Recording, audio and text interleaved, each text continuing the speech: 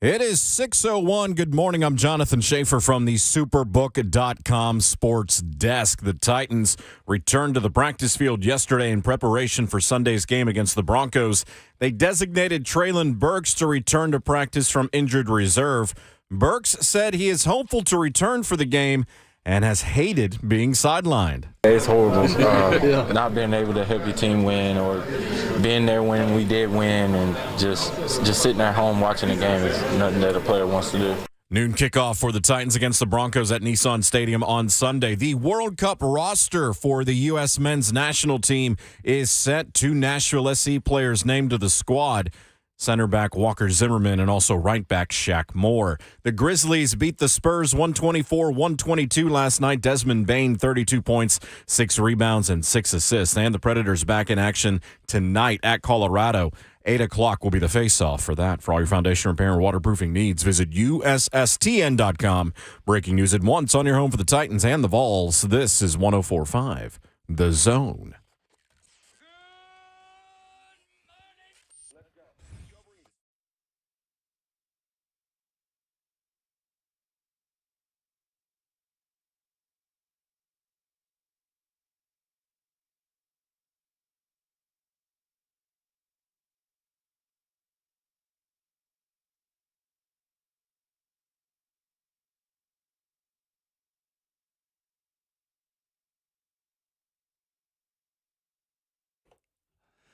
Ready to go for the Thursday edition of Ramon, Kayla, and Will, powered by All Four Seasons Garage Doors, right here on 104.5 The Zone. The Titans injury report comes out as they take on the Denver Broncos.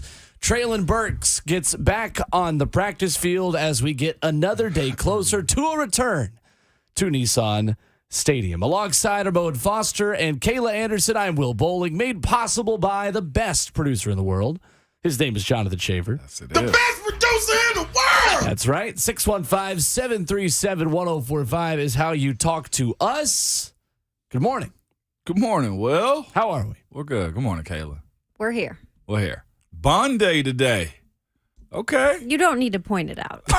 We rock with the bond. That's what I was just, I think it's awesome. Also, your fingernails glow in the dark over here, too. That's pretty cool. I've had this color for about 2 weeks now, but until I put it under what I guess is fluorescent light in here. I guess we have fancy club lighting. So if I was at a club, you would see that these are actually fluorescent. Yeah. You hadn't been to a club in a while? What do you think I am, 21? No, 21. Like the rapper? No. Yeah.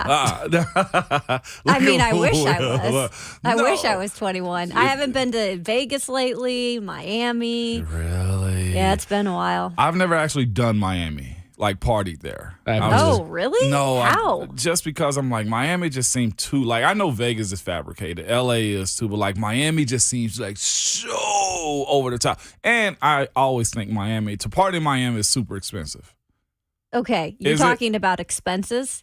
Yeah. How do you think that I party then? Do what, Kayla? Half of what you're doing. Do what you want when you pop it. Do what you want when you pop it. That's basically what she just told me. And I think I do it up big. Really? Okay. All right. What is yours? Because you can't go on a yacht? No, I can definitely go on a yacht. Do I want to pay to go on that yacht?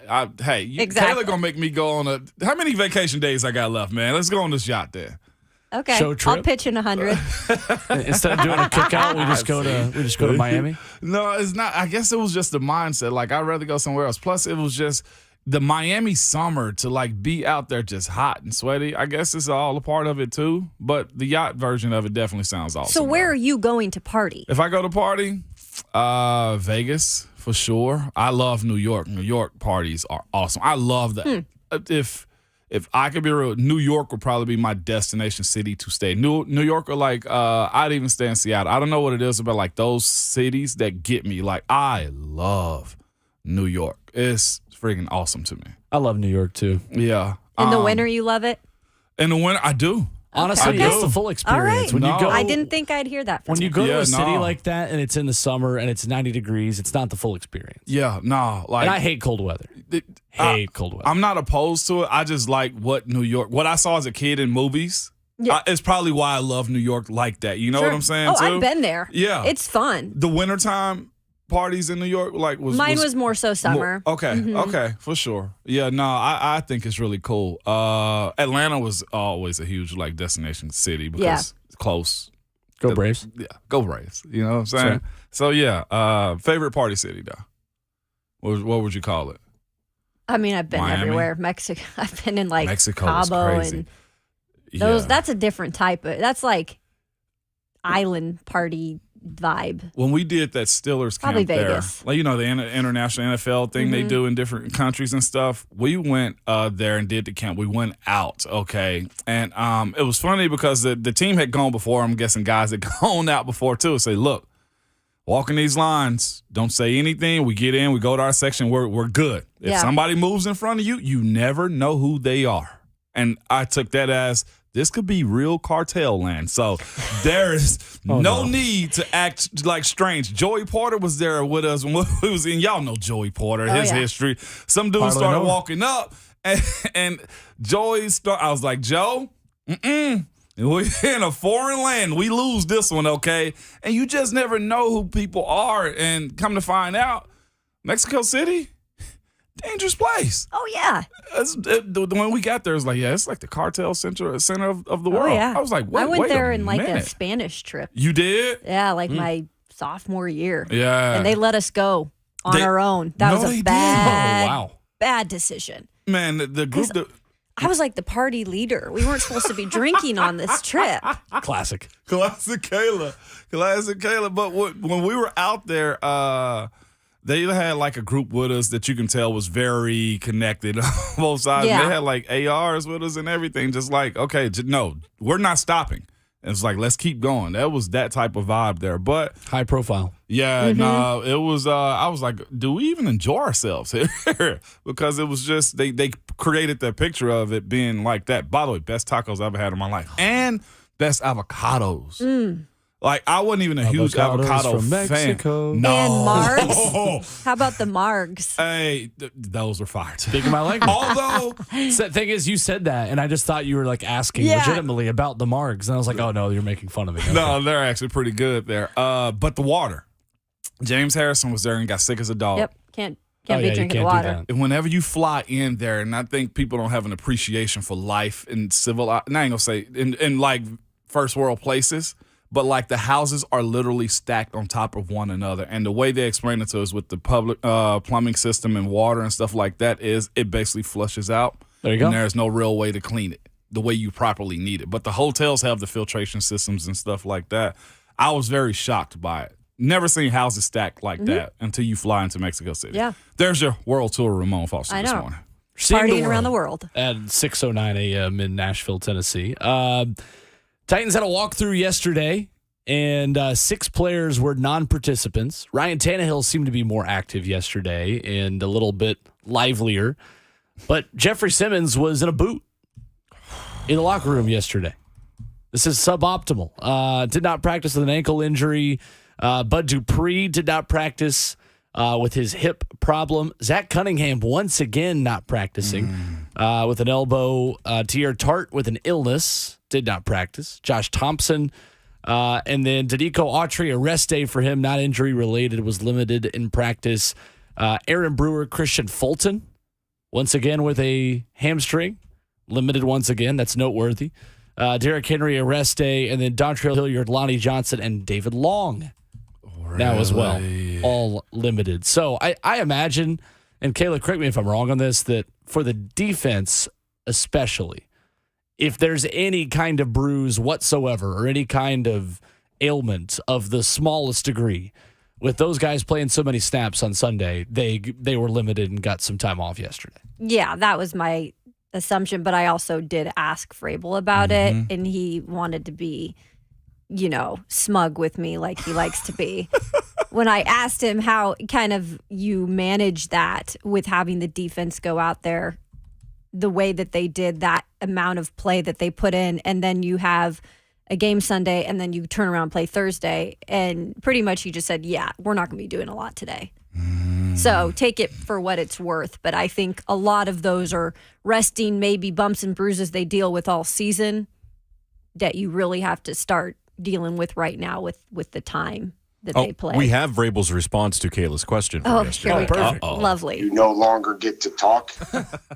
No, that wasn't Thanks, me. Mike. He wouldn't do you like that. He wouldn't do me like he'll just give me a short answer and then smile and laugh. I just assumed that was to Buck months ago or whatever that was. It might have been. He hit you with the condescending smile a little bit like, Oh, he always does. Yeah. is it you ever thought about just like, Coach, will you stop? Nah, Oh, I okay. get it. Okay, you played the game. I've covered him too long. Okay, gotcha. That's On the note of Todd Downing and maybe having nudes of Vrabel, There's a recording from I yesterday's had show. to wait to see where that was going. And then, oh yeah, there it is. There it is. Oh, There you go, Coach. Right back at ya. Maybe having nudes of Vrabel. you tell him you got a mic too. Good Lord. 615-737-1045 is the number this morning. That's right. He is. Look at him throw his hands best He up was winner. back so there. excited to play that, He's been And- excited since yesterday. right? That's right. Spinning around. You can't see him on Oh, camera. my God, that's great. This show does not put the control room on camera as much as others does in this building, but Well, okay, I see where we are today. that's true. It's violence, man. There's no shot there. It's just It's cool. we're full. We love it. Coach Dave McGinnis today at 7:20. Our weekly conversation with the head coach of Titans Radio. Wow. Max Starks, ESPN Radio at 8:20, a former teammate of one Ramon Foster. Against our better judgment, we've allowed another former teammate of Ramon to join us to talk offensive line. And Andrew Catalon of NFL on CBS, he'll be on the call on television on Sunday for Titans and Broncos. He joins us this morning at 9 a.m. as we get the similarities and differences from the national perspective of someone coming in this weekend calling this game on what this Titans team is. So interesting stuff there. Lots to discuss when it comes to the Titans and Broncos. And when we come back, the big headline yesterday on the Titans practice field, the return of Treylon Burks. Will he provide enough of a spark that this Titans offense needs? Your phone calls at 615-737-1045. It's about Kayla and Will, powered by All Four Seasons Garage Doors on 1045 The Zone.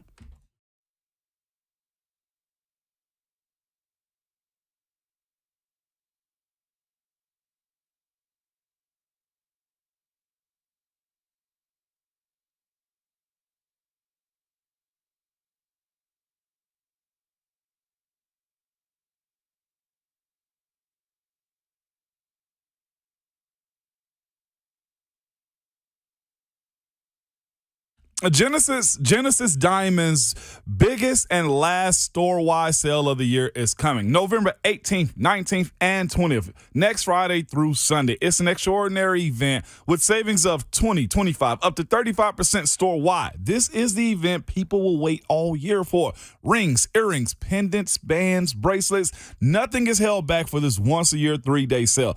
Acclaimed designers from New York and California will be flying in with expanded collections and special pricing. Check out all new collections, the latest styles in both fashion and bridal jewelry. Plus, get 0% interest financing. So you can spend that extra payments on whatever you want to. Just save some cash if you need to, because there's 0% interest financing. Don't miss this year's best jewelry event. And yes, Genesis luxury pre-owned Rolexes are included. Check out their hard-to-find Rolex models and get special pricing for this event. It's the final store-wide sale of the year with discounts up to 35%. Genesis Diamonds, 3 days only, November 18th, 19th, and 20th, only at Genesis Diamonds in Green Hills and Cool Springs.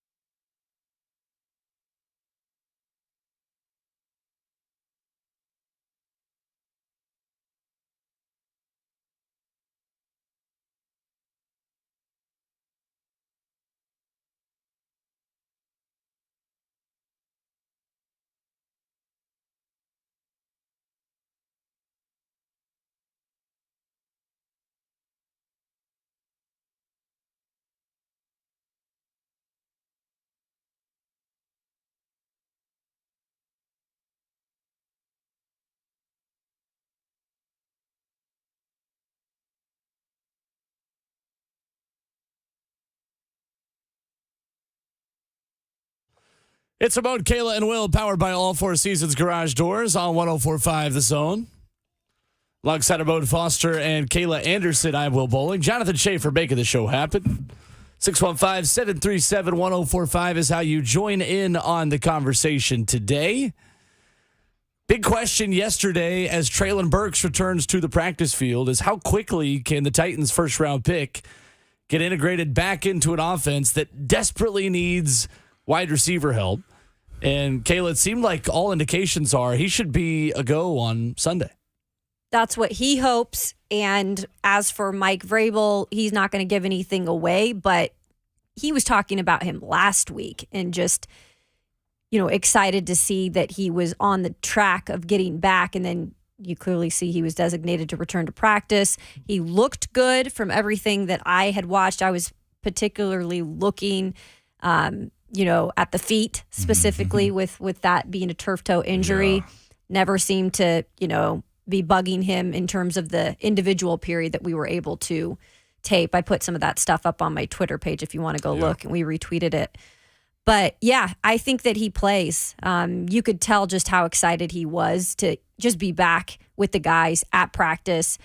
And I think it says so much when Mike Vrabel just talked about maybe mentally going through some things with having an injury in your rookie season, because I think he dealt with some mental things early on with the asthma and all the situation that arose from that and the criticism.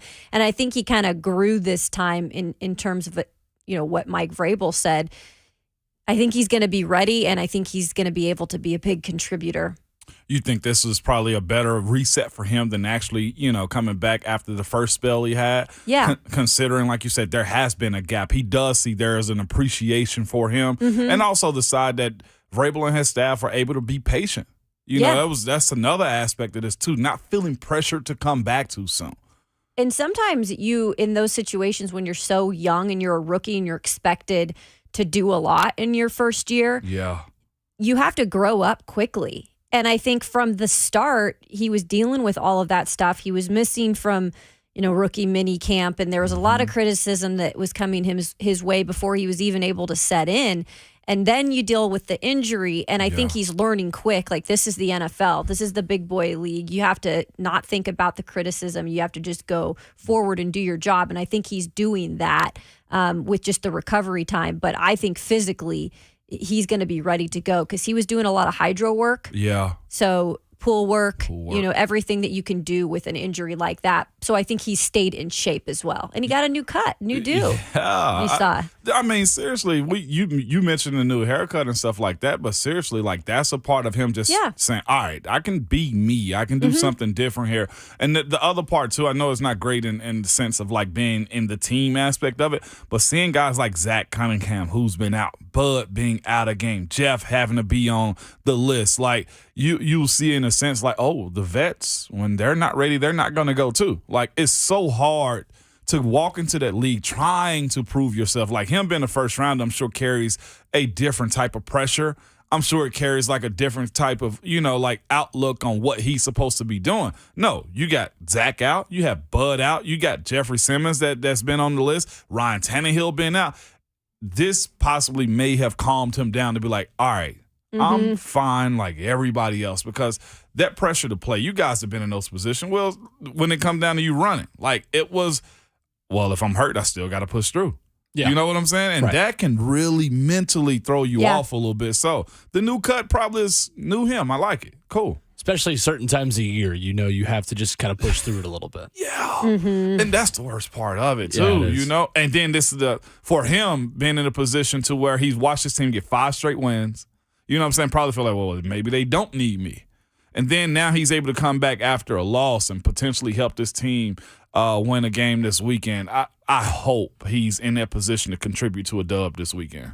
615-737-1045 is the number this morning if you want to jump in. We got a Peyton in Hendersonville to lead us off on the phones today. What's going on, Peyton? What's up, Peyton?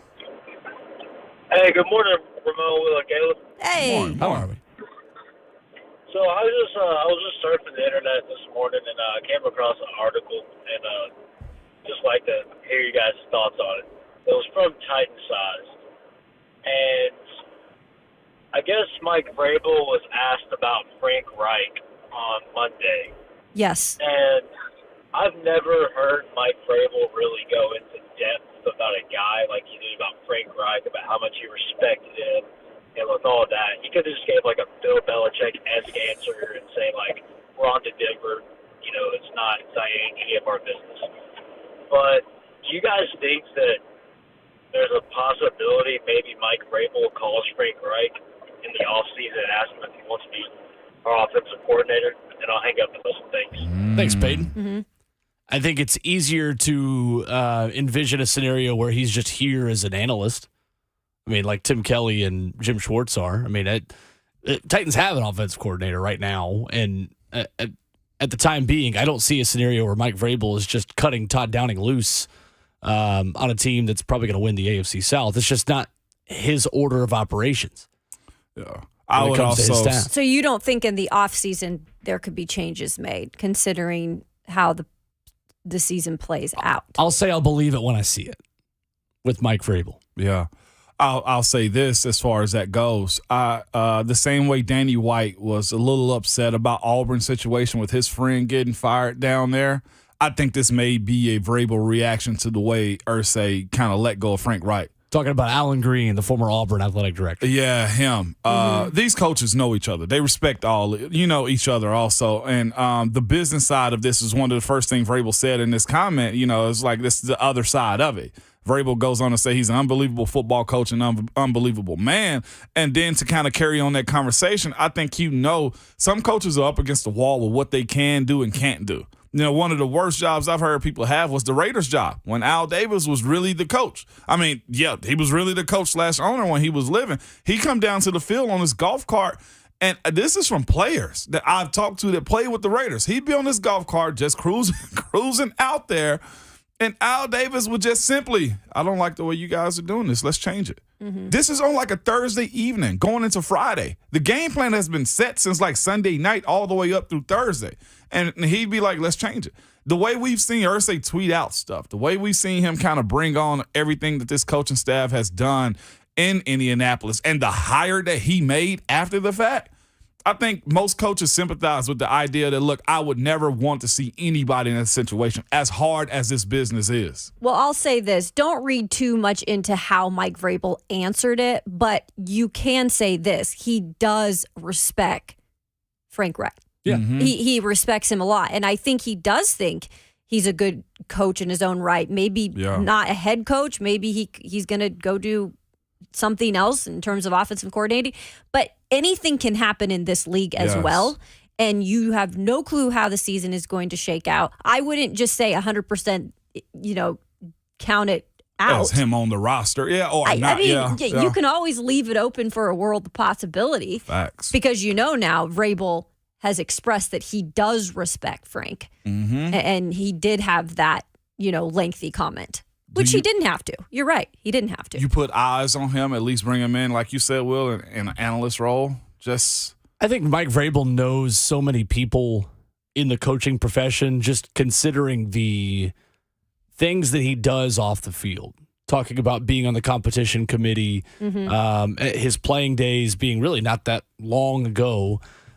In New England, and so many good coaches who came from that tree and from that office while he was there as a player. But he seems to be the kind of guy that is generally well liked in the coaching profession, I would imagine. I think there's always an opportunity for that. But I'm just going to go ahead and tell you that until I see a report that the Titans are making a change at offensive coordinator, I'm just going to believe it when I see it. Yeah. Well, yeah. And again, we talked about this so much this week. He's very loyal to his staff, the way that he has put together his staff, the way he treats his staff. We've addressed the Todd Downing stuff with him before, and there's no movement. It's not like he's giving any hints to movement. That's not even a thing. No. And that 2018 group, that fraternity of guys that came into the league to his head coaches, insane that year. Pat Shurmur, gone. Matt Nagy, gone. Wow. Matt Patricia, gone. John Gruden, gone. Steve Wilkes, gone. Frank Reich, gone. Vrabel, 3 AFC South championships. Wow. If John Gruden's email fingers hadn't been so hot, he might still be coaching. Funny thing is, Wilkes is the interim HC over at Carolina. That's right? right. Yeah. Out of here. Yeah, sure is. Dang. 615-737-1045, the number. Nate in Clarksville up next with us on the phone lines. What's going on, Nate? Yo, Hey. What up? hey, I want to touch on the Titans game coming up. Oh, let's roll with it. I think what they need to do is tighten their ass up, get that shit off the fucking airwaves. All right. Can't have that. Schaefer, you got it? Listen. Yep. If you're going to be a clown this early in the morning, you, sir, are probably the issue with all of America. Not just radio, not just your city, not just this state, all of America. And we've got sir, an addition to the no-call list. are not an American citizen that we trust and love. You, sir, should not be around your kids possibly. You, sir, should not ever have that type of attitude this early in the morning. How sick, stupid, just idiotic can you be? Yeah. All right, well. I hate guys like this. This is the dude in the club with the jogging suit on, with the hood on, just staring at girls, like finishing everybody's drinks. You, sir, are a guy that takes cigarette butts out of an ashtray and light them up. All right, yeah. Let's try this again. Let's go to Mike in Clarksville on the phone lines with us, 615-737-1045. Good morning, Mike. Good morning. That was just stupid. Yeah. Stupid people, baby. Wow. Man, so you know me. Y'all know I call in. So I'm excited, for what the future holds for the Titans, most of all. I think I'm being very optimistic this morning.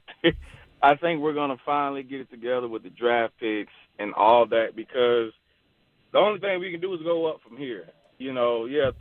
Three AFC South championships, that is great. I mean, we're a good seasonal team. We're the new Bengals. Who's the coach out there with, they had Andy Dalton, was it Tubby Smith or something like that, where they were just winning seasonal games, were going home in the first round of the playoffs. So I'm like, we are that team right now.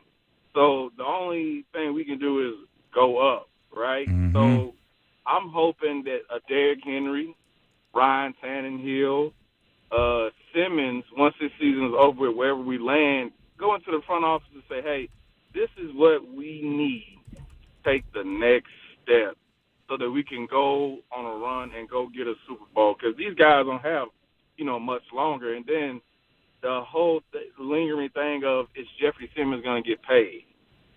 Because right now, the Titans are known as a team who don't like to pay anybody.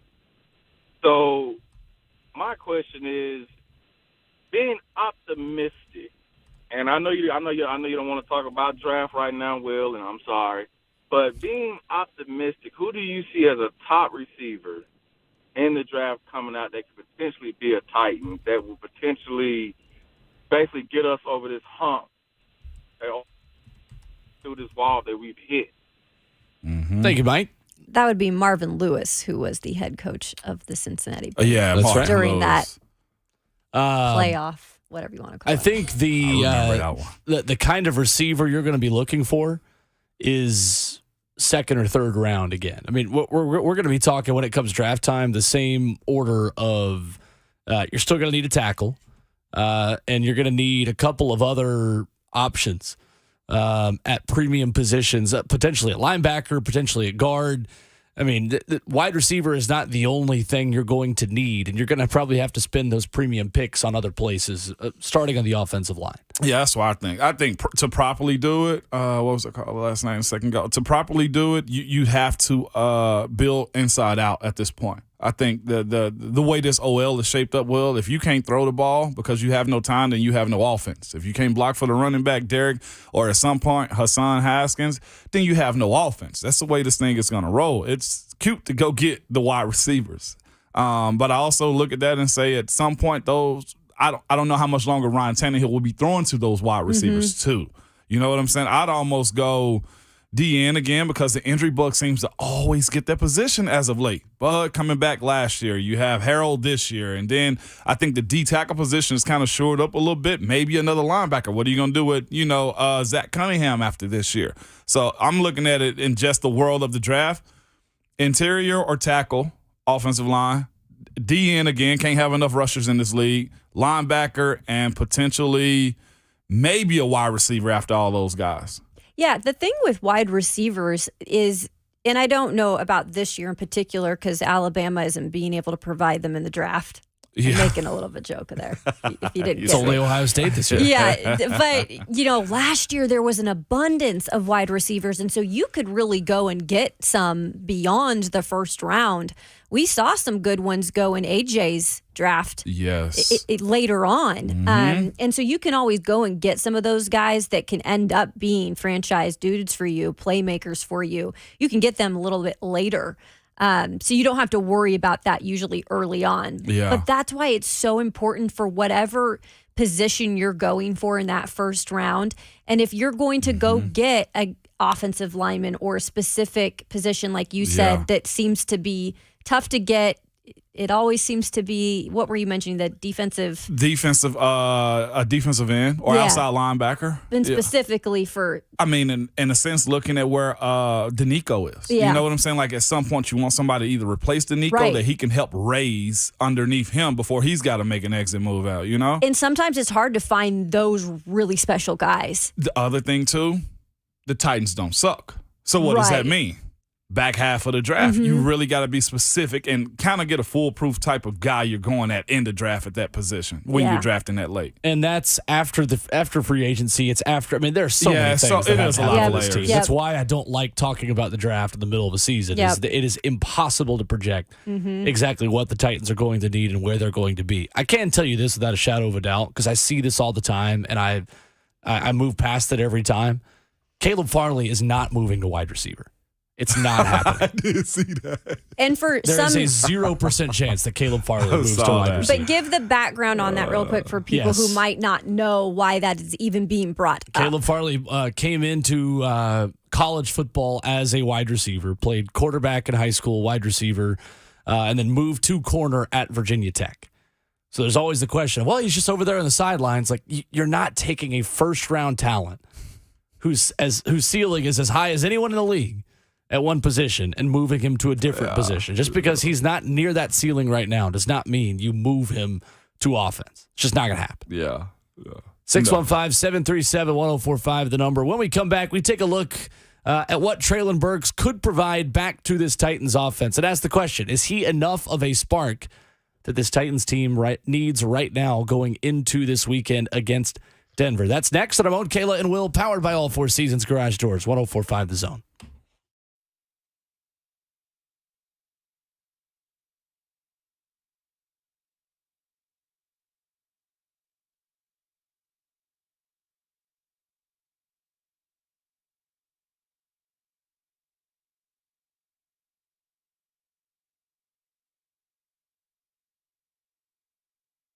Hey, it's Ramon Foster for Window Nation. Get ready to have a blast of winter. Yes, the next brutal blast of wicked, wild, and windy weather is on the way.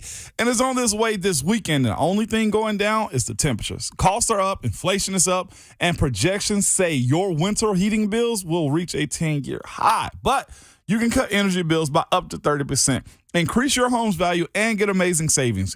Call Window Nation today, where you can buy 2 windows and get 2 free with no interest payments until 2025. With Window Nation's precision installation, your new windows will lock out the cold, blocking even the smallest drafts and keeping your energy bills lower despite their ever-rising costs. And with 0% interest until 2025, you'll have plenty of extra cash for holiday spending. Make your home truly warm, comfortable, and inviting. Call Window Nation today at 866-90Nation or go online at windownation.com, where you can get 2 free windows for every 2 you buy with 0% interest until 2025. The number is 866-90Nation or visit windownation.com. Discover why over 250,000 homeowners say Window Nation is the perfect fit.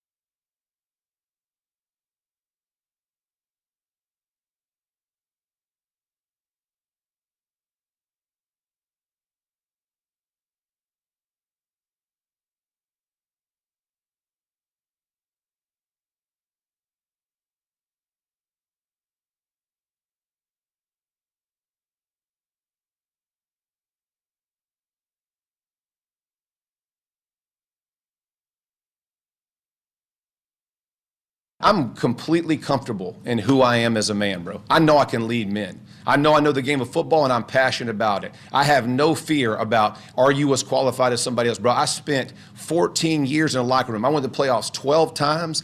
I got 5 dudes in the Hall of Fame that I play with. You don't think I've seen greatness? You don't think I've seen how people prepare, how they coach, how they GM, how they work? I mean, won Super Bowls, been to 2. Like, here's the deal, man. None of us are promised a good job. I may be terrible at this. And after 8 games, I'll say, God bless you. I am no good. I may be really good at it. I got no idea. But I dang sure ain't going to back down. I can tell you that. There is Colts interim head coach Jeff Saturday talking to the media yesterday. And yeah, I'm sorry. It's just still weird that that's a statement that I'm saying. On Ramon, Catalon, and Will, powered by All Four Seasons Garage Doors on 104.5 The Zone. That does not inspire any confidence in me whatsoever. And that was like Dan Campbell-ish, but with not making us feel like we want to get behind him. I really don't want to clown on him because he's offensive line fraternity, okay? But this is but I'm completely comfortable in who I am as a man, bro. Oh. Me too. It's the bro at the end of it that just really, really makes that a little cringy. I'm completely comfortable in who I am as a man, bro. Bro. Yeah, bro. Bro. Can't believe they Best actually producer of the did world. this. Kayla, where are you at on this? Yes. Yes, Jay. It's a little interesting. And look, we all get defensive. I've done it before. You can kind of tell, and I didn't hear the question. Yeah. Was it a particular media member who was just asking about Probably why he wanted to, Yeah, or why why he he took wanted- it, or how capable it just he seemed is. like he was like trying to defend himself on why he even took it. Yeah. Not because he really wanted to take it. Yeah. And that he's really pumped to be the head coach. I mean, it's that the first half of that quote was fine. And then the second half, when he starts to just say, I may be terrible at this. Like, oh no. So you may be comfortable in who you are as a man, bro. But I don't know if you're comfortable in who you are as a head coach yet. Bro. I didn't like the first half of it. I liked the better half either. better, Will. I didn't think it was fair for him saying that, I played 14 seasons in the NFL. I'm completely comfortable in who I am as a man, bro. I know I can lead men. I know the game of football, and I'm passionate about it. I have no fear about, are you as qualified as somebody else, bro? I spent 14 years in a locker room. I went to the playoffs 12 times. I got 5 dudes in the Hall of Fame that I play with. You don't think I've seen greatness? You don't think I've seen how people prepare, how they coach, how they GM, how they work? I mean, won Super Bowls, been to 2. Like, here's the deal, man. None of us are promised a good job. I may be terrible at this. And after 8 games, I'll say, God bless you. I am no good. I may be really good at it. I got no idea. But I dang sure ain't going to back down. I can tell you that. That's a lot of mixed messages in there. You can't Yes, come with that man. energy and says, I don't know if I'm going to be good at this. Like Bro. you can't say, bro. You can't do that twice and come with that level of confidence and then just say, I don't know if I'm going to be good at this. I want to see the person who asked the question, like how they asked the question, because he seemed so defensive about it. He did get to that point. It was almost like the person that asked him, he just like didn't like already. A good pro tip, I've never been in a coaching planning meeting, Yeah. okay? The discussion of flight travel, I've never had that, never had practice schedule. And I played 11 years, okay? I've never known many players, even quarterbacks, to be in on GM conversations other than, hey, man, what do you think you need offensively? You know what I'm saying? Yeah. Hey, defensively, we need some help. This, I don't know many players that's been that privy to be in those meetings for him to justify it by saying he's been in the league for 14 years, played in 2 Super Bowls, won one. I felt like that was Jim Irsay speaking through Jeff Saturday. Okay. Correct. The same energy. It kind of sounded like it would be. Yeah. It You was can see big why. Irsay Yeah. energy. You can see why Yeah. Jim Irsay wanted, I think Jeff's a fiery guy. Not afraid of the coach speaking or not. He hadn't been through the We're going to think outside the box, get an outsider. Yeah. Give me He's a not break. afraid to not use numbers. Yeah. That's what I'm saying. I really do not think that this is Jim Irsay thinking, let's go ahead and reset, lose No. some games, and go get a quarterback. Like, Jim Irsay thinks he's killing it. I agree with you. 2 days ago, I didn't. I've done a 180. I agree Jim with you Irsay now. thinks he's crushing it. He's like, I figured it out. But is Jeff Saturday really that passionate to want to coach in the National Football League because he thinks, dang it, I'm going to be a dang good head coach? Or is he like, I really need to do this favor for Jim Irsay because he's my guy. Yeah. I don't want to see the Colts continue to burn, so I might as well be the chosen. I mean, what is the true, honest mindset behind him taking the job? That, Kayla. He's that passionate until he sees his quarterback on Sunday. That's another But thing. which one? That's Exactly. the point. Well, I mean, Yeah. I think for him, it's his golden ticket to skip a lot of the steps it takes to become a head coach and grind your way through the business. Boom. This is the only place where he's going to be able to skip about 5 steps, and for some people, about 10 steps in order to become a head coach. And he gets to just skip his way to the front of the line At the highest level, and get a Will. first-class ticket. Well, I guess first-class tickets don't really include Sam Ellinger, but he gets a ticket. I mean, And Go I'm ahead. not, Go ahead. Look, I'm okay with people changing directions in their particular career to try something different, to do some. But did we see this at all? Was there any type of no. hint or clue that this was going to be Saturday's next, My challenge in question his is, football career? I guess that's very fair. And the other part of that is how many people that turn down Irsay to get to this point. I'd almost suspect he hit up Peyton, wouldn't he? He definitely hit up Peyton. Maybe Andrew Luck, Edrin James probably called him too. Marvin Harrison, I definitely think he probably took that call and said no. It's just so many people. He didn't call Marvin. He's like, He didn't call Marvin. You see the smirk on my face. He did not call Marvin. But just in general, though, like this is a franchise that looked like it needs to be sold more than it does a new head coach right now. I cannot believe we're talking about that. And The Colts and being, it is mind blowing after all we just went through with Houston and in the Jacksonville Jags, and now I we heard put the Bully Colts in talk this. about it last night. If Miss Amy had asked him, Miss Amy Adams Strunk had asked him. He said the first thing he said, "You just put me a linebacker coach first."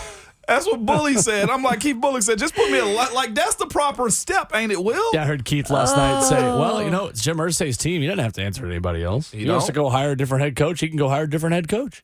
You But taking that's that true. job, Will? Would I? Yeah. How many zeros on If the you were check? Jeff Sarah, well, there, see, that was be my own how much is reason, too. guaranteed? Yeah. Yeah. 615-737-1045. There's the new Ron Slay laugh we also have. It don't even sound like it. Slay, I know Slay's in the chat here. That's what we're calling like the evil laugh. Evil Slay. That's evil Slay. That's Slay after Tennessee beats Candy or Kentucky. That's what that is. Or Nathaniel-isms is what he That's just right. 615-737-1045 is the number. Headlines for the Titans locker room. Our Q's and K's when we come back. What Ryan Tannehill had to say about his ankle injury. That's next on Ramon, Kayla, and Will. 1045 The Zone. That got me.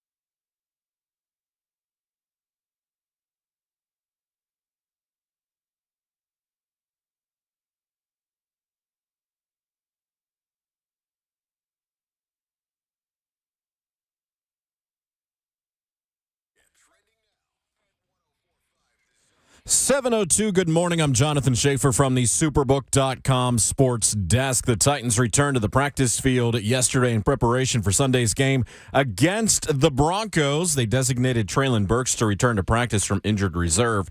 6 players did not practice: Zach Cunningham, Bud Dupree, Amani Hooker, Jeffrey Simmons, Tier Tard, and Josh Thompson.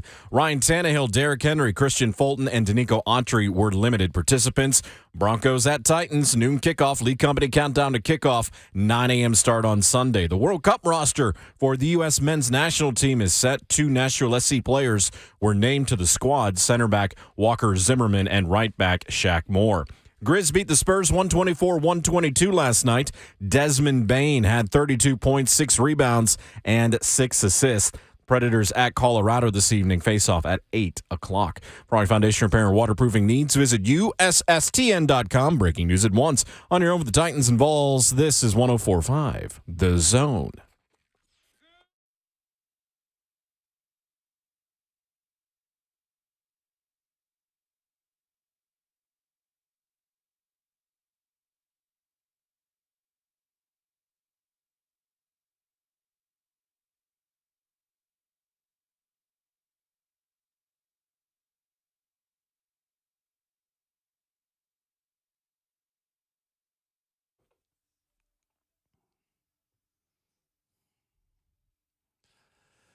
Hour number 2 of Ramon, Kayla, and Will, powered by All Four Seasons Garage Doors on 104.5 The Zone.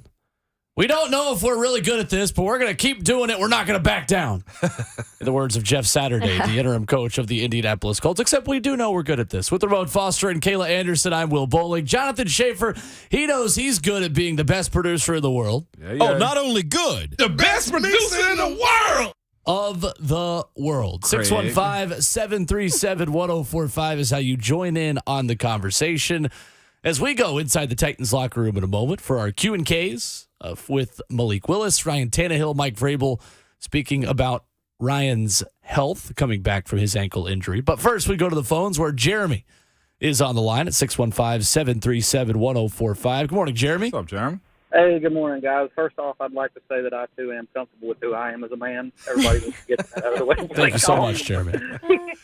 He practiced that in front of the mirror before that press conference. He had to have. But anyway, with what they've done, hiring him, okay, yeah, you maybe buy into, he was a cornerstone with the team. The fans might get behind it.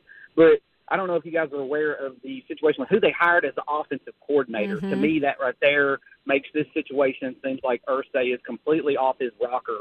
Why would you hire a mid-level D2 school assistant offensive coordinator under Stockstill to be the offensive coordinator of a NFL football team? I mean, that's the best you could get. And, I was wondering if you guys had any information on this guy to make me think that, there was something, a diamond in the rough, so to speak, that they may have found. But to me, it's just the whole thing is crazy, and they need to sell that team. I'll hang up with what you got to say. Thank you, Jeremy. Yeah, this guy is named Parks Frazier. Look, if your name is Parks, then you're at least under the age of what, 35? Yes, He's I 30. would guess. I would honestly say you're under the age of 10 if your name is Parks and you've still, as an adult, decided to continue going as Parks, respectfully. But he is a pass game specialist and assistant quarterbacks coach. He's now the Colts offensive play caller, and he was working with MTSU a couple of years ago. Really? Spectacular. Has he actually? He's play called games too. You said he has play called game, not in the NFL. Oh Lord, no. I mean, he was hired to Reich staff in 2018 as assistant to the head coach. Held that for 2 seasons, aiding with practice plans, call sheets, and scripts.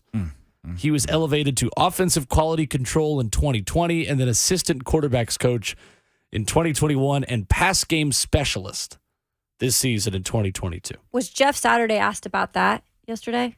I didn't see that one, Kayla. I would love to know what he drummed up in the mirror in that one. Man, I went to Colts.com and they got their practice notebook photos up, and there's a picture of Jeff Saturday looking at the call sheet. I'm thinking to myself, this looks like Chinese right now. I know for a fact he doesn't know what plays are what. I guarantee he probably knows 24 zone. He probably know 28 gap, 37 go. But to break down what these are. It's too middle of the season for him to understand what's what when it comes down to this offense and this team. I think that's the most neglectful part of it all. You know what I'm saying? I'm not mad at him getting the job and opportunity. Like Will said, he pretty much skipped, how many levels? Like, we see how coaches grind out, right? Besides the high school level, every level, because he coached in high school, that's all. Not even the intern, not even the job shadowing. And, like, I'm not even mad at that as much as I, put out there the last couple of days. I'm just mad at the fact that it's hard for me to believe he understands anything about this team concept right now. You're going to have to rely on all the guys around you in terms of the staff anyway. Yeah. All the guys that didn't get promoted to interim. Yeah. I mean, legitimately, there's probably a meeting with him, and then they say, hey, y'all, let's go down the hallway and meet without him real quick so we can really talk about what we want to do. Right. Like, that's the way I view this. It's so much neglect. Titans fans, I say this all the time when we speak about the Colts. Be glad you don't have their problems. These are bad problems to me. The Indianapolis Colts. That's right. Ownership problems are the biggest problem you can have in sports. Yep. Because nobody can tell that guy what to do. Of course not. Yeah. That's the biggest one. Like, I brought up Al Davis. Nobody could tell him what to do. Shad Khan last year hiring Urban Meyer. Nobody could tell him who to go get. Jerry. Is the prime, that's the prime example. Other than his son doing more of the work now and Jerry being the mouthpiece, like Jerry, I don't know how much work he's actually doing there. But he doesn't need to even be the mouthpiece. So true. The Texans were in that same position too. Yep. No doubt. How do we get here? What's the pressure? Did the Titans really break them that bad? I do think the Titans broke the Colts. Yeah. I mean, legitimately. When you talk about getting swept by them 2 years in a row and the things that Jim Irsay has said following those losses and now trying to go get a Special K Mike Vrabel and get the knockoff version. Like, Jeff Saturday is the guy you go get when you want Mike Vrabel, but your mom says you have Mike Vrabel at home.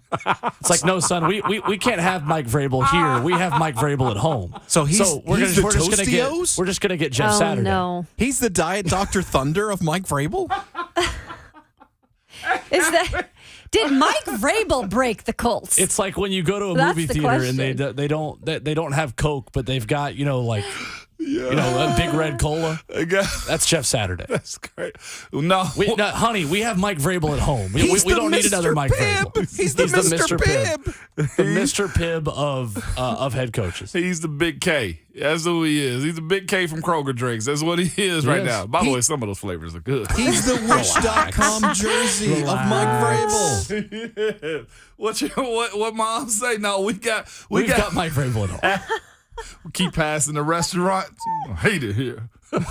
So going to call him Tostios for the rest of his career as head coach. Yeah, for these 8 games. Yeah, Dr. K. That's the one right there. Yeah. Come on, Dr. K. Dr. K. I liked Mr. Pibb. Did you? Mr. Pibb was fine. I thought it was fine. Yeah. Now the off-brand grape sodas, they're pretty off. Like, they have that bad aftertaste in them. I'm like, oh. There's only one grape soda. Oh, Fago. That's the only grape soda. Is Fago. Fanta? Fanta has a grape. Yeah, also. Fanta's fine. Yes. Anything grape flavored is not for me. No dice. What's wrong with you? So much. What do you? Okay, so what kind of jelly? Like the no, you eat blackberry jelly. We just went over blackberry that. Jelly. Yeah. Golly, shout out to Loveless, man. Not a grape guy. Nice food last week. It's not grape. Not grape, Bob. See, Chris Carey saying Big K grape was fire. Yeah. The Big K strawberry soda was phenomenal. I can't do strawberry either. I know. Dude! I know. I'll do orange soda. What's your soda preference? There's this ginger ale made in Kentucky called Ale 81. I knew it would be something like ginger ale. Ale 81, cheer wine, and Coke. Cheer wine? Dr. Pepper's good. You like cheer wine? I love cheer wine. What is that? It's cheer a red soda. Cheer wine's good, but it's I don't know that. it's uber It's like sweet, cherry though. Dr. Pepper. Oh, okay. It's very similar to cherry Dr. Pepper. It's made in North Carolina. You can get it in East Tennessee anywhere. Okay. Yeah. William, your Brentwood is showing. Let's go to Laura. 615-737-1045 if you want to call in. Good morning, Laura. Morning, Laura. Hey, good morning. Will, I got to give you props. I'm a mom, and when you said that about we've got Tannehill at home, I was sitting there driving to work. People are looking at me because I am cracking up. Cracking up. But I met y'all at Scoreboard Saturday. Yeah. Yes. And 3 of the nicest guys. If the listeners have not seen y'all in person, I mean, Will I'm the one that asked you if you were a tennis player because, man, you serve it up. And Ron Slay and Ramon, they just go off. It is hilarious. Haven't met Kaylee yet, but y'all do a great job. Thank you, Laura. I just want to say thank you. Appreciate the call. Laura, Look at you, big timers. appreciate you. I wanted Laura to tell her kids, no, we got McDonald's at home, okay? That was the one for me. Is I would always want Sonic on the way home. It's like, no, we've got Cokes at home, but I want a Coke float. Coke float. My favorite dessert ever. Is it A really blended Coke float. Not a root beer float. That is my all-time thing to drink. Better have a Coke and float your tail up to your room. All right. Okay. Coke float? Not even like root beer float? I like root beer floats too. I just prefer Coke float. Do you like root beer? Yeah. Okay. I do like root beer. He trashed freaking strawberry sodas. Yeah, I don't do fruit sodas. Strawberry and pineapple sodas are by far my guilty. Pineapple soda? The Faygo. On purpose? Yes. Faygo The orange. Fanta I do pineapple? like Fanta orange. Fanta pineapple? I didn't even know that existed. I didn't had either. one I in didn't know that pineapple. existed either. It's been a long time because the sugar content is just so Through the roof. That'd be Through good the with roof. mixed, like Listen a mixed to me. drink. If they make a Fanta pineapple zero sugar, They boy, should do that. I'm tapping into I'm that surprised they haven't. one. You see, Kayla, so you get it. You get me on this Yeah. one right there. Will's looking like flavor fruit Strawberry soda. I love pineapple. Strawberry sodas, no dice. You ever had a Tahitian treat? What? I don't know what that is. Keish, we're having a cookout soon. I know you're in the car right now. He's been saying this for about a month and a half now. It's solidified. We're having it because Will has to have a Tahitian treat. It's a must. You get, dude. My kids will fight you over a Tahitian treat. My wife will fight you over a Tahitian What is treat. in that? Like I've literally never heard It's of like that a in my fruit life. punch soda. It's by far the greatest soda in the world. Keish will fight him for fun. Yeah. I mean, I'm not knocking it. I just don't know what it is. You come over and you sip Moan? that soda. We're pistol whipping you. I don't know what that my is. gosh. I don't know This what that is getting drink is. dangerous You've on been the to show. my house. You never had. No, I'm pretty sure you've had a Tahitian at my house. You never had a Tahitian treat at my house? don't think so. Oh, my God. I mean, again, this would be different if I was knocking it. Like I just don't know what it is. See, Slay said he'll fight you over one. Well, Slay will fight me over a lot of things. And he'll Slay win said- every Slay- time. Slay- well, of course. Slay said Will's never been to the corner store. I do have a corner store by my place. I walked to the other day to get a ginger ale. What is it? but- Is it Pepsi like? That's an entirely different corner Is store. it Pepsi like That's $20? entirely different corner store. I know it is. I'm Skip Bayless. It's my turn. It's my turn. Well, Kayla. 615-737-1045. I'm just letting you guys talk about sodas. I guess I'm the radio Have host you it. get when you want Ron Slay, but you have Ron Slay at home, so you just get Will. 615-737-1045. When we come back, Coach Dave McGinnis, does he know what a Tahitian treat is? Who's to say? He'll say. And a lot more about the Broncos on 1045 The Zone.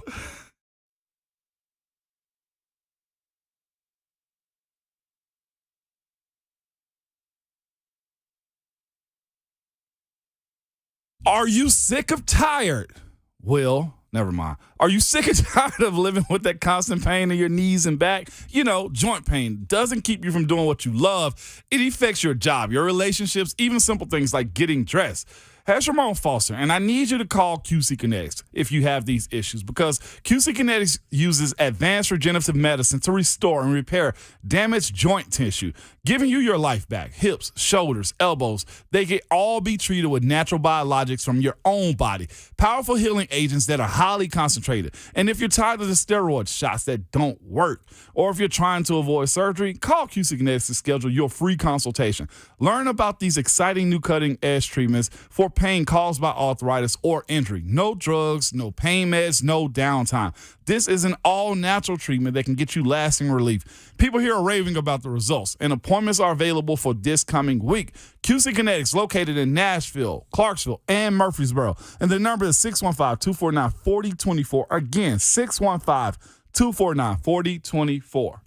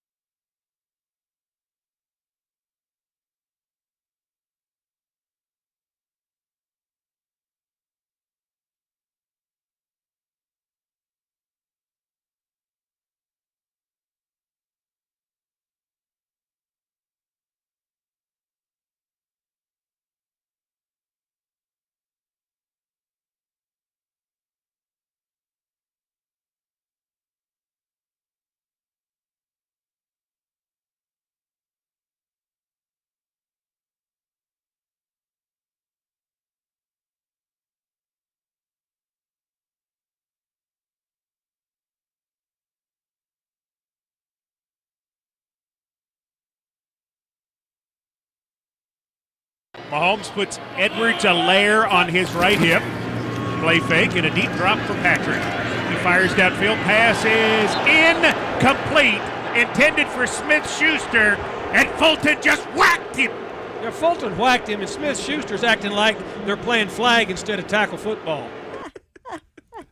Oh, you know what that sound means? It is time to talk with the head coach of Titans Radio here on Ramon, Kayla, and Will, powered by All Four Seasons Garage Doors with Ramon Foster, Kayla Anderson.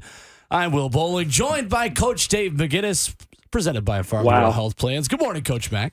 Hey, Will, Kayla, Ramon. Yeah, Juju was acting. I mean, he was insulted. Somebody hit him.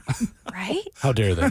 Your reaction was pretty much, "Hey, kid, this is a violent sport." And by the way, he's a good player. Yeah, he's a really good player. But I mean, of course, that's a little bit of, and it's the same thing, with another great player up there, Travis Kelce. Yeah. He did not like Byard in his grill. I loved watching Kelce. And they did a great job of putting Byard in his grill and then being able to get low hole rats on him. And I mean, they did a nice job with that stuff. Didn't win the game, but their defensive plan was spot on. Might mess around and lose next week because how the Titans played them, Coach Matt. They're in the cold tub. Sure are. Definitely. Tell you what, as a representative for all things bowling, I've never seen a player use a helmet coming off of a field as a bowling ball onto his sideline. That was a first for me for Travis Kelce. No, he was very frustrated. He was very frustrated, and big kudos to Kevin Byard and to the defense. They did a nice job. I mean, they did what you could. At the end, in the back half of that fourth quarter, that they just the four-man rush just wore out. Yeah, I mean, they all of those out of pocket stuff and all of that off schedule stuff that he was doing early in the game where they were walking him down. After 100 snaps, they couldn't quite walk him down. Patrick Mahomes won the game. But he didn't win the game with his arm, even though he threw for 1 million yards. He won the game with his legs. Yep. And you've got another quarterback coming to Nashville on Sunday who can do the same thing, and Russell Wilson, and the way that he escapes the pocket and makes throws off script. We saw him with a lot of explosive plays in the pass game last year in Seattle. He's got a wide array of weapons at wide receiver with Courtland Sutton and Jerry Jeudy and KJ Hamler and Greg Dulcich. How is he functioning differently within this Denver offense versus what we saw from him in Seattle last year? Will, he's doing the same thing personally because he's, I've got a lot of history with him because when we took the Rams job, we built a defense to beat him there in the NFC West. And it started with being able to cage rush him and hold him in because he's still very dangerous moving around. And he throws a deep ball as good as anybody in the league. He's got explosive plays now, with that 3-5 football team. I think the issue is, and you've got a brand new head coach that calls the plays. And so all of that stuff, and with a veteran quarterback that's done it one way for a long time, being able to mesh that takes some time. But Russell Wilson was Patrick Mahomes before Patrick Mahomes was around. That was his game, and that's what and he's still got that in his game. And here's the other thing, too. This is the second team in a row that the Titans will be playing that is coming off a bye. So they're playing two very well-rested teams. And, we were just talking before we got on air about, how physical that game was up in Kansas City and all the snaps that you had to play. I mean, we were walking through the airport about 1 o'clock in the morning, and I told Rhett Bryan, this is the glamour of the National Football League, when you pull up into your house about 3:30 in the morning. Yeah. So these players, are charged with getting their bodies back, and Mike Vrabel will help them do that. But they're going to be playing a very well-rested football team. No doubt about it, Coach. And coming off of a win out of this country, too. With that being said, that 3-5 team with a guy like Russell Wilson that can just, I don't know if we want to call it flipping the switch on or what with him, but you got to always be on when he's on the field. Yeah, you can't relax. I mean, as I say, I've 20 games against him. I mean, a lot of games, and I know you can't relax because he can make plays no matter what's going on, and he's been running the RPO for a long time, and not necessarily the way that they're doing it now, but he throws he throws a very catchable football. which I know sounds kind of stupid, but there are some people that throw footballs that are more easy to catch. And he always throws it for his receivers out in front where they can catch it in stride and run. I mean, look, this guy's been a very good quarterback, still is one. And you go back and look at their record. I know you guys have looked at it. They've lost some one-score games. So it's not like people are just boat racing this team. Right. Because, first of all, they got a veteran quarterback. Second of all, their defense is really good. Really good. That's where I wanted to take it, too, with their 3 wins and that defense. That defense, as you said, is pretty good. We spoke about them yesterday. Although they lost Bradley Chubb, can't dismiss that one, okay, but they got guys in place for him already. That defense and the fact that their 3 wins, Coach Mack, have been fourth-quarter comebacks. Exactly. How do you push this into the mindset of your players when facing a team like this that is under 500 but still can come and beat you because of one-score losses? You don't have to say anything. You know that. You've been in those film rooms. All you got to do is start watching the tape. You look at the tape, and people understand, especially people that coach and play this game, that when you watch the tape, you can find out really what's going on, with the team. It's not just the final score. It's how you got there, because 1 or 2 plays can always flip a game. But you watch them play. I mean, they're a very physical team. They traded Bradley Chubb because they've got other people. Yeah. They do. They really do. And they've got it about at all 3 levels. So this is a good football team. And the difference now, there's some teams in this league that are just not good. They're just not good, okay? But then there's some teams that with 1 or 2 breaks might be up there, 1 or 2 games better than they are. That's what this team is. I'm interested because you're saying coming off the bye week, and especially like a team like the Denver Broncos who have underperformed. They have a new quarterback, a head coach. How much can you get done, Coach, in the bye week to prepare for a team like the Titans, where you're clearly having a little bit more time? They're coming off a little more tired. How much, I guess, do you take advantage of that if you're the Broncos? Well, it helps because your body feels better. I mean, that's where it helps. I mean, that's the whole key is your body feels better, because now, as we all know, the guy sitting right here to my right knows it. I mean, it's a grind. It's a grind, and it takes you a while to get back. And so when you have a chance to get your body back, I mean, that it feels like you don't feel brand new like you did when training camp started, but you feel better than you did when you're going week to week to week grind. That's where it helps you. Yeah. So you talked about the defense specifically. I think, pointing out the back end of that defense, the secondary has been phenomenal. Pass defense for them has been the really strong point. What do you like about those guys? I like both safeties. Yep. I like both safeties. Then Patrick Surtain the second. I mean, his dad was a great player. This kid's a great player. This kid's a lockdown corner. This kid, this dude. I mean, what was the 8th pick coming out of Alabama? Yeah. I mean, he's a lockdown corner. And so when you have that, I've had one in my career, in Aeneas Williams, and as a defensive coordinator, you can take 10 and do a lot of things with them if you've got one that can cancel somebody out. And so that's a big numbers advantage. And I really like that. I like Draymond Jones. I like the kid from Ohio State. I like him a lot. I like Alex Singleton, the linebacker. The kid from Montana State that went to the CFL for a minute. Yeah. He's a leading tackler. They've got good football players on defense, and they've got enough numbers that they can roll them in there. And their defensive coordinator Ichiro, this guy's been 30 years. I mean, he's a young guy, but he's been in the league 14 years, and he was at Tampa Bay as a quality control coach. Then he's risen up through the ranks. Was most recently with the Rams. He's a sharp dude, because you can watch him. They got a 5-man front. They'll spread it out on the front. He'll bring pressure from a lot of different areas, and he's got the people that can do it. I mean, he uses Surtain in some smart ways, because when he can bring pressure, if you can bring pressure and cancel one person out, it helps you a lot. I mean, just believe me. And so anyway, the defense is legit. Coach Dave McGinnis with us, brought to you by Farm Bureau Health Plans. Look to the folks at Farm Bureau Health Plans when you need someone who knows the health coverage game plan. They've been protecting Tennesseans for 75 years. Talking about this defense, Coach Mack, without Bradley Chubb, how different is that front seven with him being traded away at the deadline? None. Okay. They traded him. They traded him because they knew they had people to replace him. Sure. That's why you trade somebody, at this time, and plus, his money. you trade the money. You still got to get production. You get draft picks. It's not structurally. It's not any different at all. Yeah. Structurally, it's not any different. I mean, he was giving them. Now he's always a presence that you had to worry about. But when you look at him, they haven't changed a thing, Will, that they're doing defensively with him gone. It's not like they said, oh God, we're gonna lose Chubb, so now we've got to reconfigure everything we're doing. That didn't happen. Well, one change they have made from a guy who's healthy now is the rookie tight end out of UCLA, Greg Dulcich, who stepped up in the past 3 weeks that they've been on the field. 4 catches on 5 targets for 87 yards against Jacksonville. What do you see on film from him? I like Dulcich coming out of UCLA. He was one of those guys. Ramon did the draft with us, and he was one of those guys I really liked.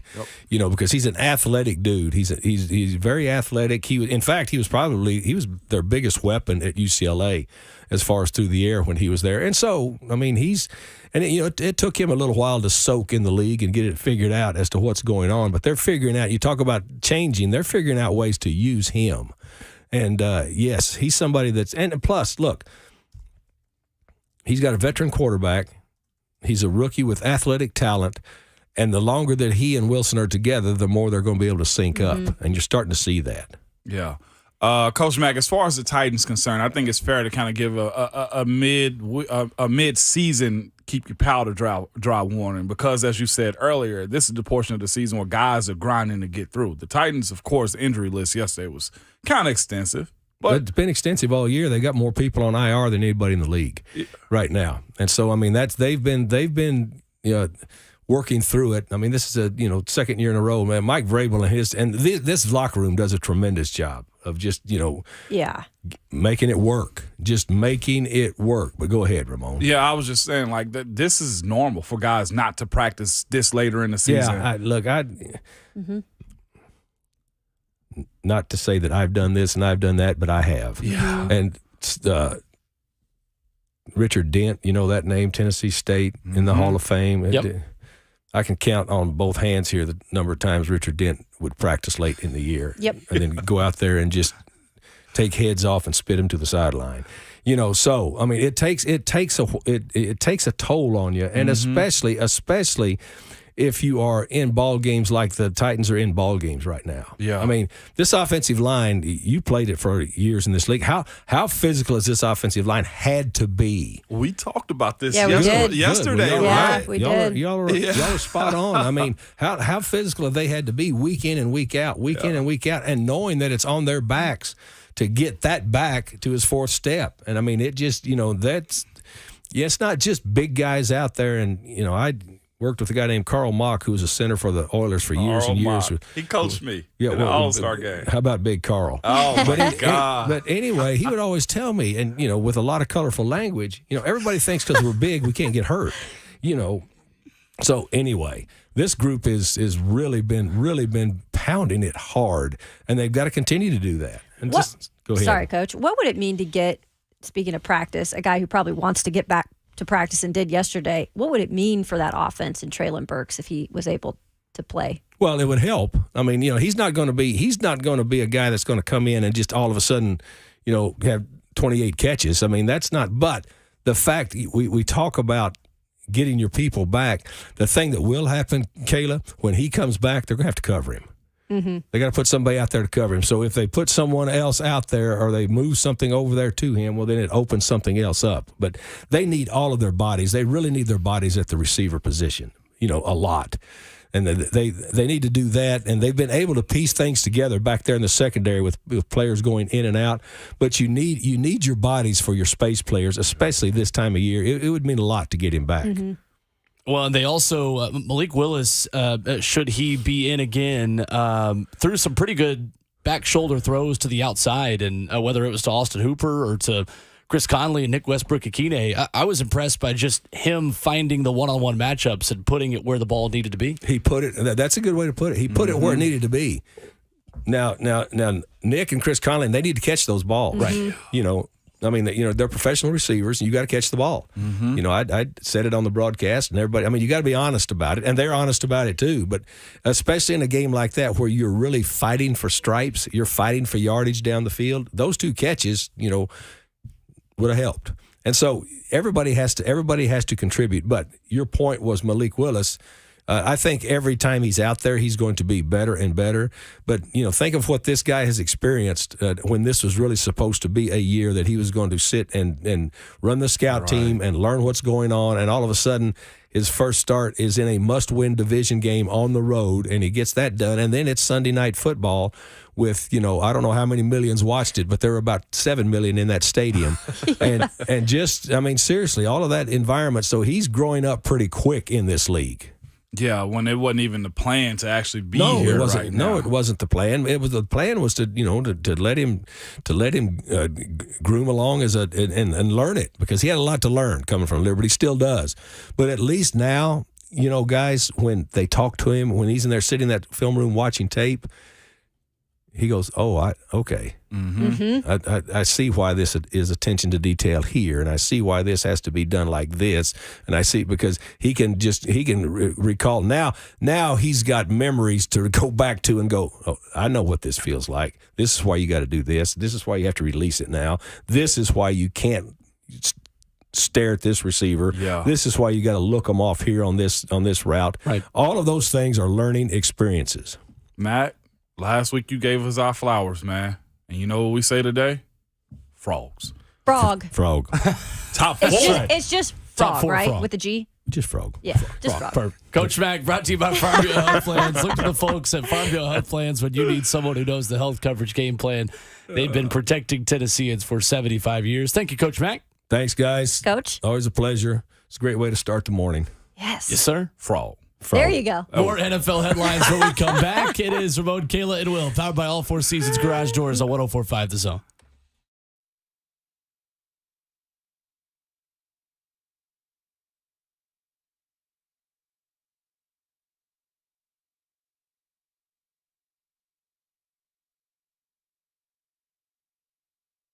When it comes to large home repairs, a lot of the time we homeowners pretend we don't see the warning signs. We're afraid of what we're going to hear.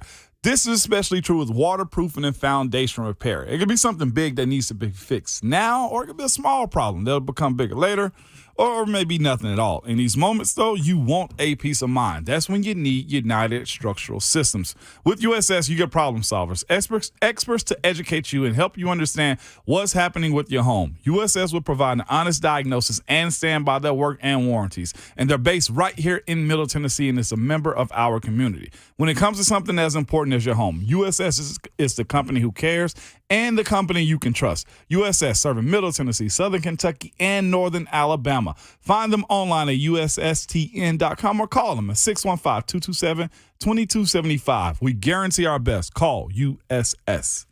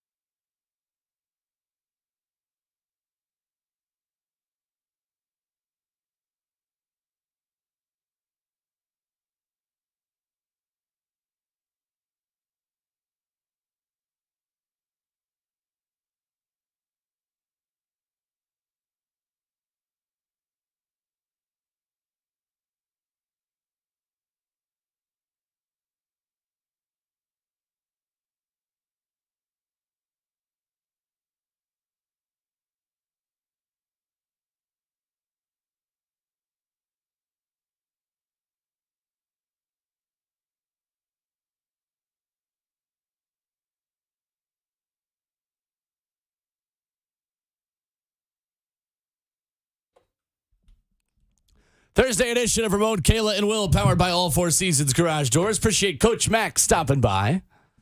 We've got your chance to win some Titans tickets coming up in a matter of moments. Here on the phone lines. Moments, Ramon Foster.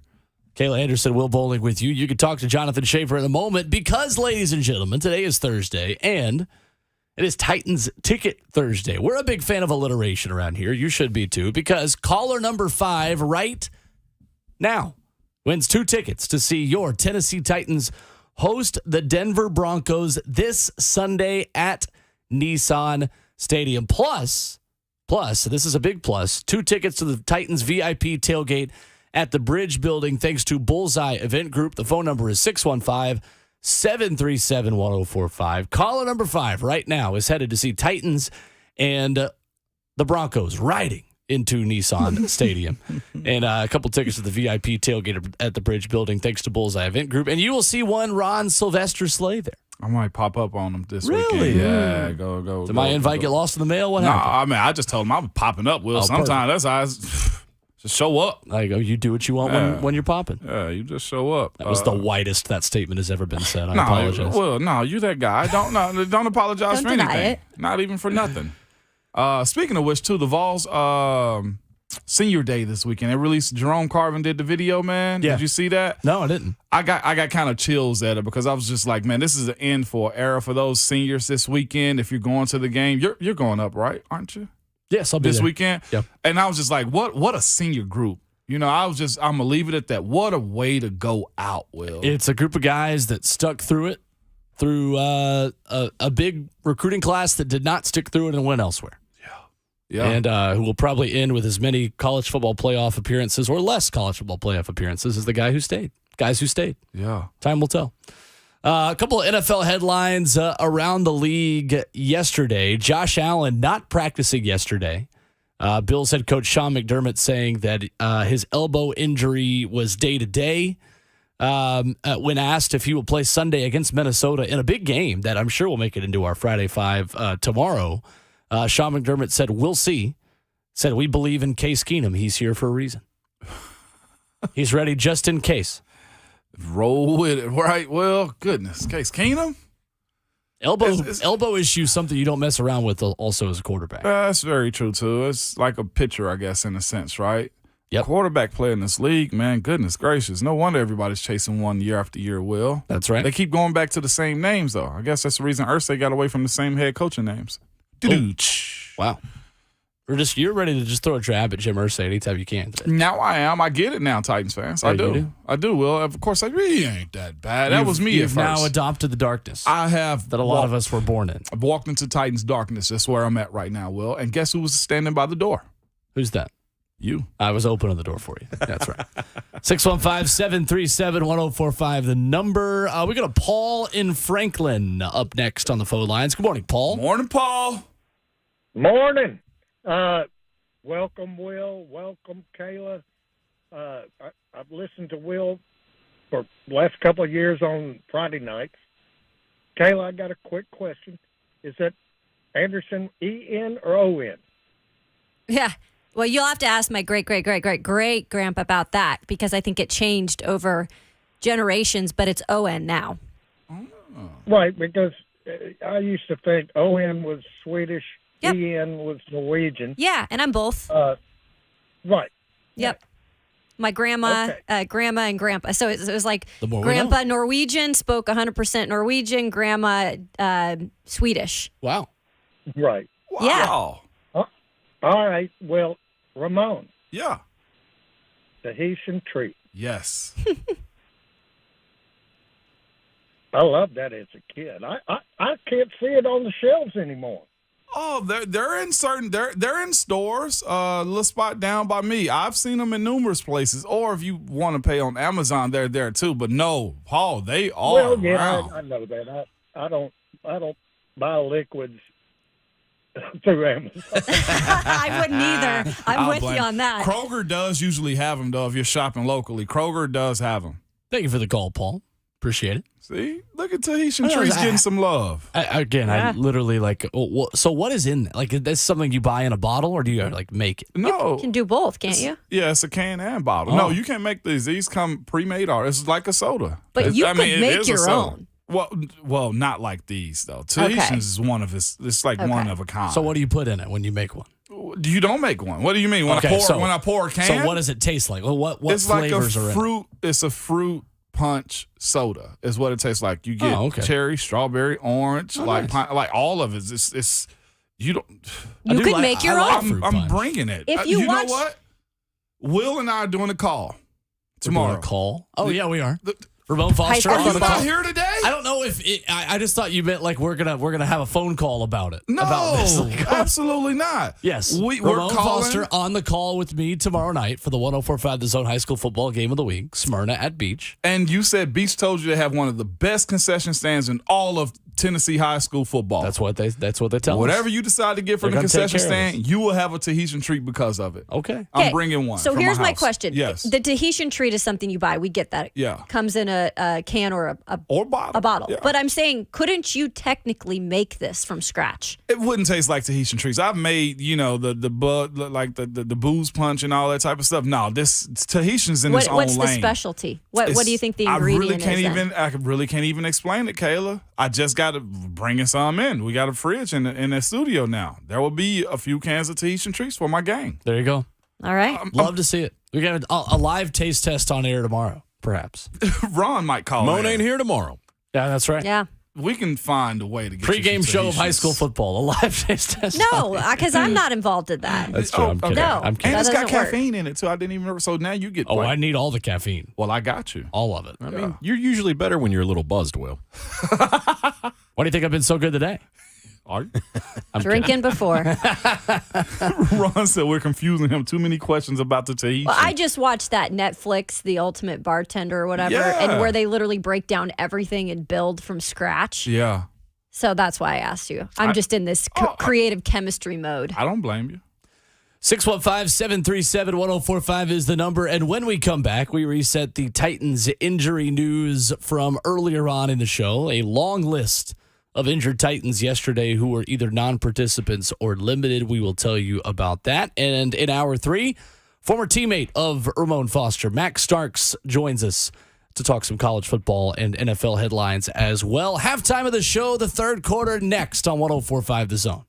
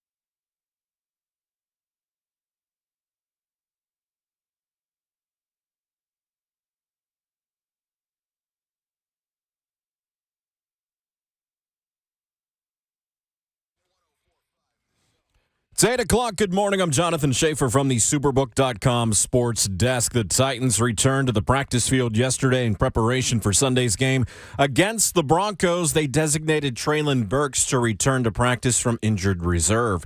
6 players did not practice: Zach Cunningham, Bud Dupree, Amani Hooker, Jeffrey Simmons, Tier Tart, and Josh Thompson.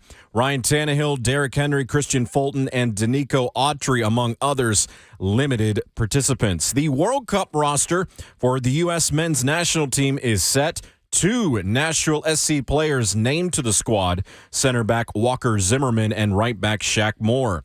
To the NBA, the Grizz beat the Spurs 124-122. Desmond Bane, 32 points, 6 rebounds, 6 assists. Predators at Colorado tonight, 8 p.m., the face-off for that. For our foundation repair and waterproofing needs, visit USSTN.com. Breaking news at once on your home for the Titans and the Vols. This is 104.5 The Zone.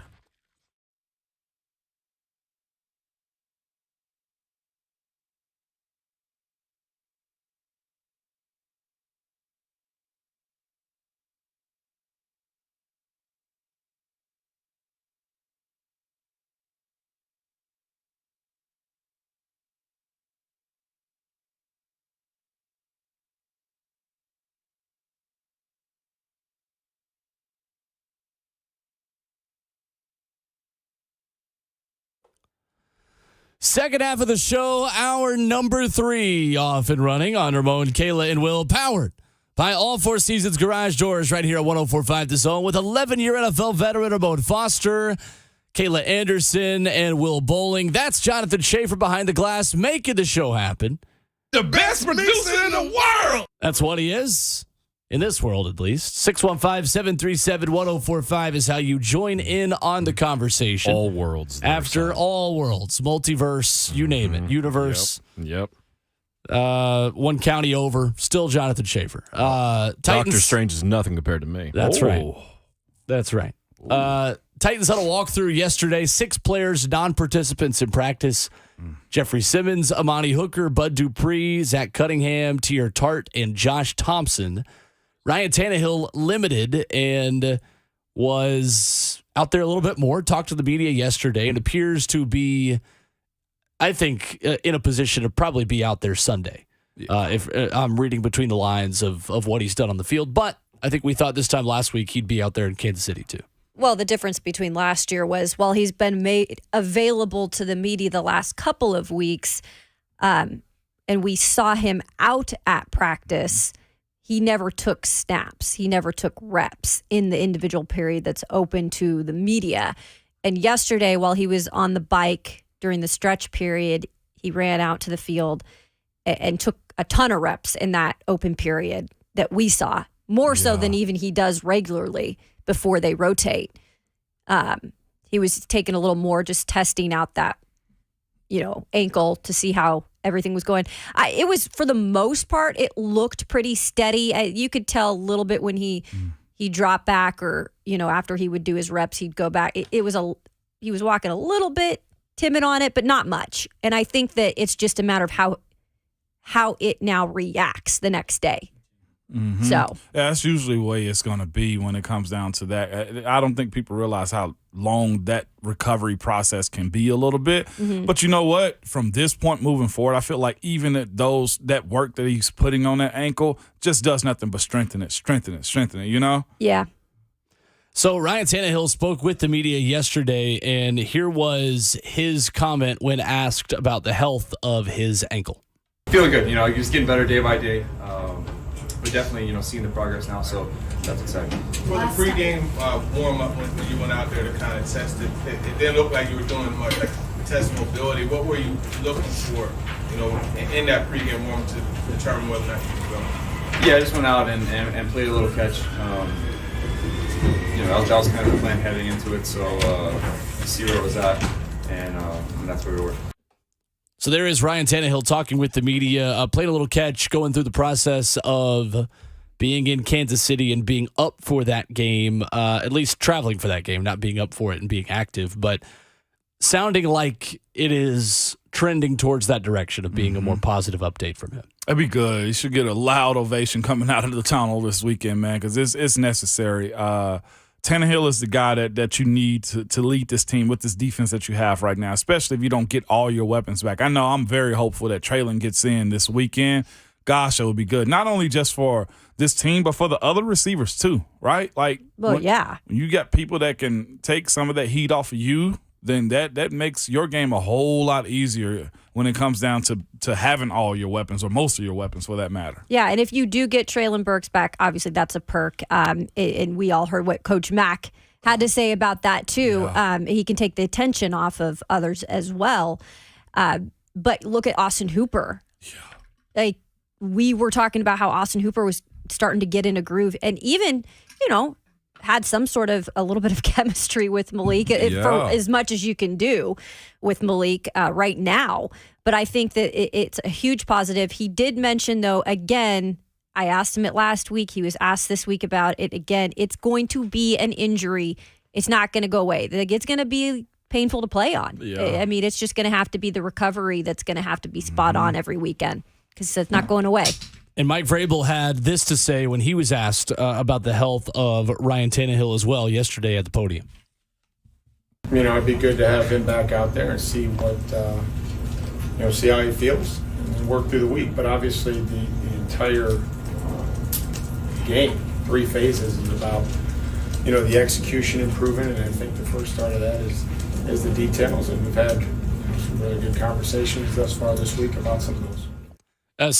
Correction on that. That is Mike Vrabel talking about Treylon Burks, not specifically Ryan Tannehill, yesterday, and getting him back out on the practice field. So, Kayla, we've heard Vrabel be pretty open and pretty positive about Treylon and his road to recovery and coming back, and a lot of the conversation that they have had recently. Yeah, because I think he's been impressed with just what he was able to do, in the off time that he had, because with the turf toe, I've never had it. I've learned a lot about it. Yeah. It's not a fun injury, but he's done everything he could do in terms of being at the facility, mentally staying engaged. I think that's the biggest part. Like, as a rookie, when you suffer injuries like that, and Elijah Molden talked to me about it yesterday, you always want to make your own timetable. Yeah. And unfortunately, you can't do that. You have to kind of let it play out, and you have to be patient.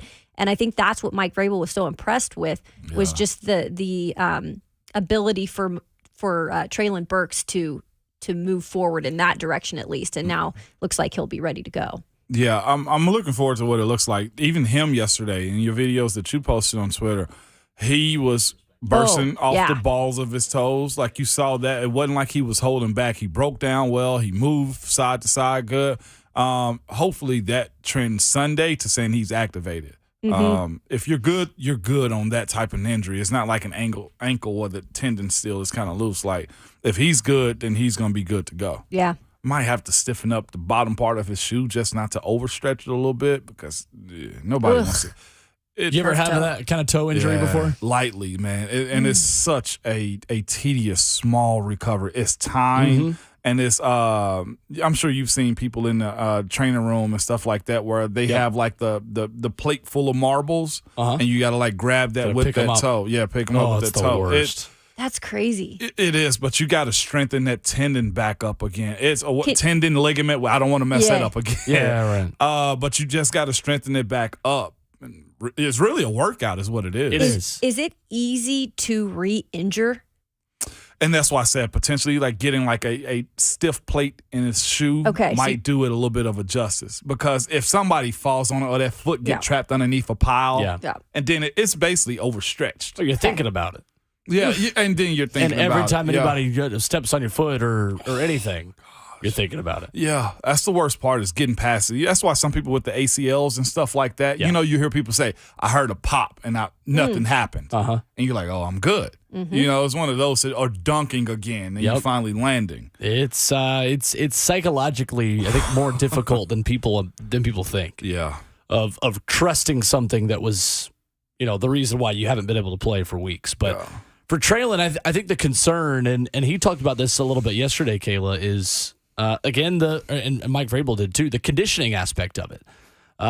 For a guy that is on the record having not been totally ready and in shape and in condition coming into rookie minicamp into the first OTAs, you've got to be ready to go now pretty quickly and be conditioned. You mentioned doing work on the bike, and you mentioned kind of the hydro stuff. Mm-hmm. But that's a big question mark for me. And how many snaps is he ready for immediately? That's the question. If he is out there, how often is he out there on Sunday? And that you don't know the answer to.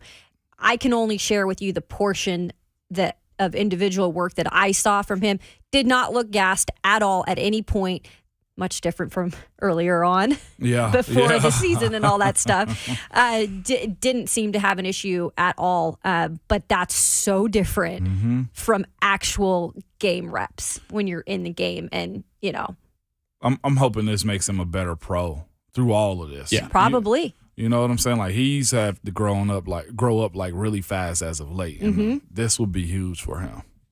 So how difficult is that, Ramon, the first time you've been out for a couple of weeks to check back in mentally? Because I know for a lot of these guys, you don't have a lot of experience being hurt and checking out. I know this was always true of people that redshirted in college, right? And on a much smaller scale, I can relate that the first time you redshirt and you get out of a routine that you've been dominant at for most of your life. Yeah. As a kid, as an adult, as a young adult, whatever it is. Yeah. And you get out of that routine and now you've got to check back into it. How tough was that for you the first time that you were out for a little bit and had to come back in? It sucked. Just does, because the competitive side of a player wants to be engaged all the time. Like, you're talking to everybody in meetings but me.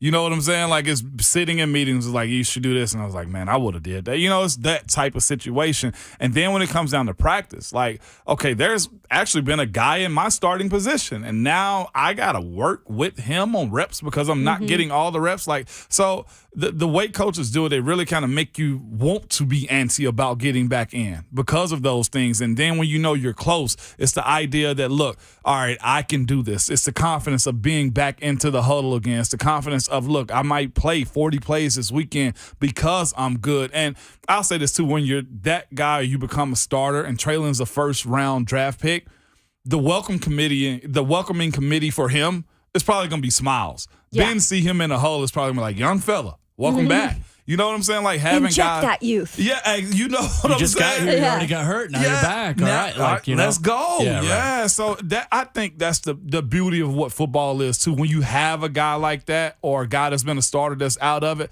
there's a level of excitement for everybody else too. Like, I enjoyed watching guys getting back into the groove a little bit. You know what I'm saying? A quick story, really quick. I was in the locker room yesterday talking with Amani, and I said, what was it like for you to be watching from home? Because he didn't travel. Oh, he didn't? No. And he said, oh, my gosh, because a defensive performance like that in particular, he said, I was so intense. I was like up off my couch screaming at the television, and my girl was like, looking at me like, you got to go. And I'm thinking, I said, yeah, she's probably like, thank God he plays in the NFL and isn't at home every day watching. Because he was like, it took me back to the days where I was just watching. That's great. Yeah, it was pretty funny. Guys get chatty like that. Like, guys talk the entire time. Yeah. You grab more of an appreciation. I'm sure Amani this weekend. Oh, yeah. You feel like you're back in the film room, I would imagine. Yeah. They should probably mic him up this weekend. Like, I think so, too. Right? Operation. Where's the operation? Let's go. I love it. 615-737-1045. Next, we talk with Max Starks, a former teammate of one Ramon Foster in the National Football League.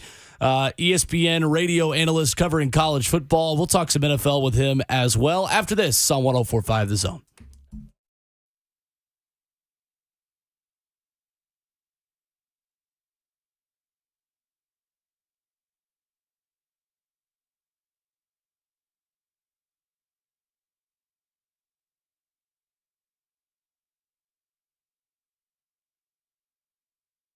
It's Ramon Foster from myphdweightloss.com. Listen to me, your guy down 23 points. Y'all can just call me MJ from here on out, okay? Reggae horns, let's go. Yeah, but man, let me tell you, on average, though, I promise, it's stated and it's held true to me. Most male clients lose between 3 to 5 pounds a week. Female clients, 2 to 3 pounds a week. Listen to me. If you follow the plan appropriately, even if you have a slip up, like, there's a way to get back on track. And that's one thing I've appreciated about it. There's always something for you if you're going on the road. And I'm taking a flight today. I have my stuff with me. Being able to really supplement the meals, the calories that you need throughout the day to help you actually lose weight. The holiday season's come up, and you guys notice what I told you. Attack this before it attacks you this holiday season. Don't come around New Year's and you're trying to fit in that tux, and it's not the size it was in July. No, let's get right now. Go to myphdweightloss.com. Again, myphdweightloss.com to get on the program that will be specifically fit for you. Again, let's attack this before the holiday season, New Year's resolution, everything come up this holiday season. And make sure you tell them that Ramon sent you.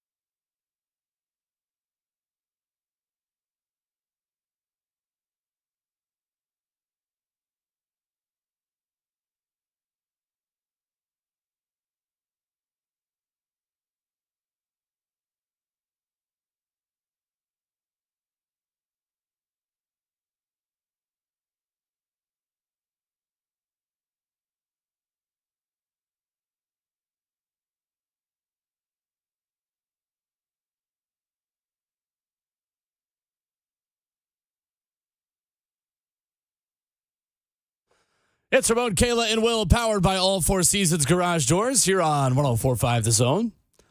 Going to be joined by Max Starks coming up in just a couple of minutes at 8:30. He was on the call for LSU and Alabama on ESPN Radio over the weekend. Get his thoughts on that, how far the Vols fell, plus what he makes of this Titans team at this point of the season. Ramon Foster and Kayla Anderson, I'm Will Bowling. Jonathan Schaefer making the show happen. So, of course, Kayla, I get on ESPN.com this morning, and there's another story about Pete Carroll throwing a little bit of shade at Russell Wilson. And Russell Wilson responding back about wearing a quarterback wristband. I feel like the subtle jabs that are still being kind of taken across the bow to Russell Wilson, does it surprise you at all that we're still having this conversation? This was a little surprising. That why are we even talking about this midway through this season? You've already played them, right? Right. You've already beat them. I'm like, where is this coming from? But at the same time, Russell Wilson makes it so easy. It's like he sets it up, he sets the tee up, and you just go for it. I'm talking about 365 feet off the tee is where you're hitting Russ every single time. It's so easy to do. You mean yards? Yards. Because is it yards? Feet, it's not. 365 feet. Not That's like that's a par 3. Not really an athlete. That's a par 3 with your pitching. Not really an athlete. Sports knowledge is low. Kicks down my leg. I apologize if you're hitting 365 feet with your driver, Ramon. That's me. You need to take Not some a big lessons. driver guy. You need to take some lessons. I'm pulling the driver out every single time. Okay. My putt game is decent, though. Is it really? It is. On my scrambles. That's important. Yeah, it is. Very important. Short game is nice. They asked Russell about it at the press conference. So and obviously Pete that's Carroll, where it all stirred up. The quote, before we get to what Russell had to say, the quote from Pete Carroll in an appearance with Seattle Sports 7:10 a.m. on Monday. Basically, he was praising Geno Smith for wearing a quarterback wristband, making play calling more efficient, saying, there had been some resistance to that, so we didn't do that. Didn't refer to Wilson by name, but did mention that there had been some resistance to it, and now it was making play calling more efficient. Here was Russell Wilson's response about wearing the quarterback wristband. I don't know exactly what he said, but I think, won a lot of games there without one on the wrist. I didn't know winning or losing mattered if you wore a wristband or not. What did the wristband say about giving it to Marshawn Lynch? Like, what are we like? Kayla, I'm sorry. That was not a dig at you. That was a dig at Russell Wilson, but it was a stray bullet to you, so I apologize. But I'll get you back. You will. Don't worry. Honestly, like halfway through saying that, I was like, wait, this is going to hurt Kayla probably more than it's going to hurt Russell Wilson. But I'm sorry. Nah. I'm sorry. I didn't realize Russ didn't wear them. Now that I think about it, now he does just have like tape around his wrist. Is it because, was Pete just saying like maybe he miscalled some plays, or maybe Russ was just drawing plays up in the ground when it came down to him actually calling out the plays? Because that's one thing you can go through is like the plays get long. Formation, motions, plays, shifts, then the actual numbers you got to give out. Did Russ have an issue with that? Yeah, I'm sure he did. Yeah, for Pete to kind of say that type of thing out loud. Well, again, and it brings us back to at the end of this whole relationship with those two, it was clearly threads, hanging on by a thread. And I still feel like they both want to nitpick at each other when they have the opportunity.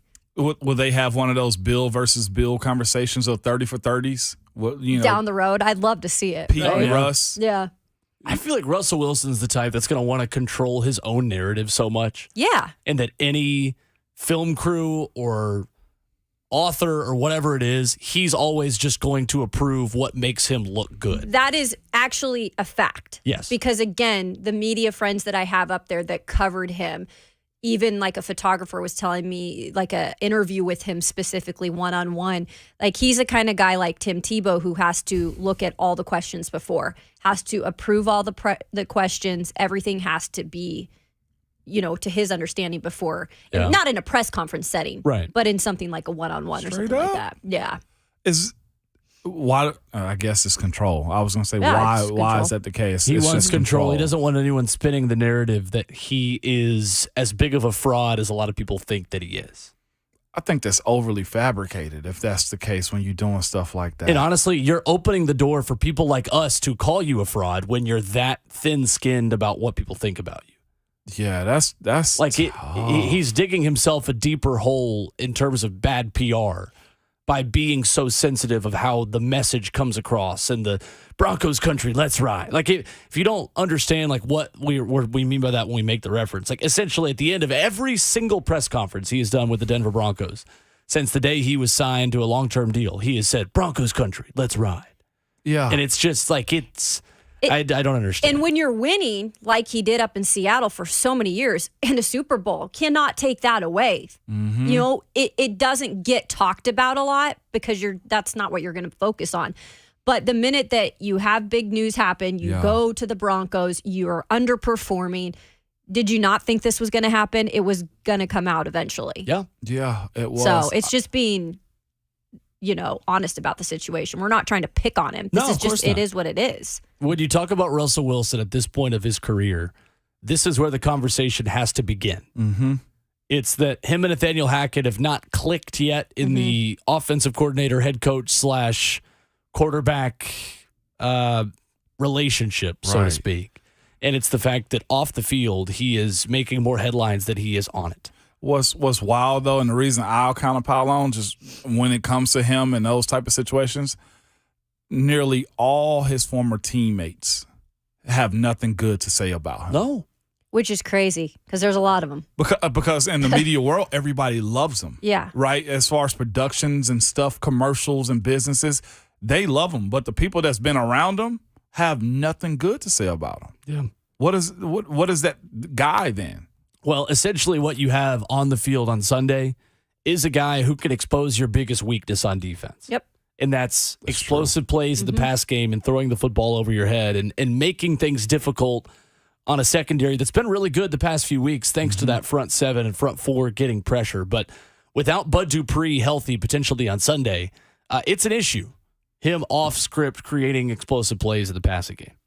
So we will see what answer the Titans have for that. But for right now, we go to the Mark Spain Real Estate Hotline to check in with Max Starks of ESPN, another former teammate of Ramon Foster here on Ramon, Kayla, and Will. Good morning, Max. How are you?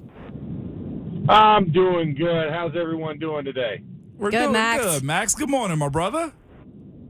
Good morning, Moan, and of course, Kayla. Hello. Yes, Dean told me all about his exploits in Nashville, so I'm glad the city's still intact. That's messed up. So you mentioned hello, Kayla. You didn't even say what's up to the other Vol over here. Do you have something against volunteers or something? Gosh. Yes, Will is a Vol. Listen. It's nothing against them. It's just you guys let me down on Saturday. Okay. Here we go. Exactly. I mean, I thought the team colors were orange and white. I didn't realize they were yellow down the side, but it's all good. It's down the leg. Yeah, pissed down his leg. Okay, Max, he's firing off today. Listen, I'm just saying, listen, the only time I've ever rooted for a volunteer was on Saturday.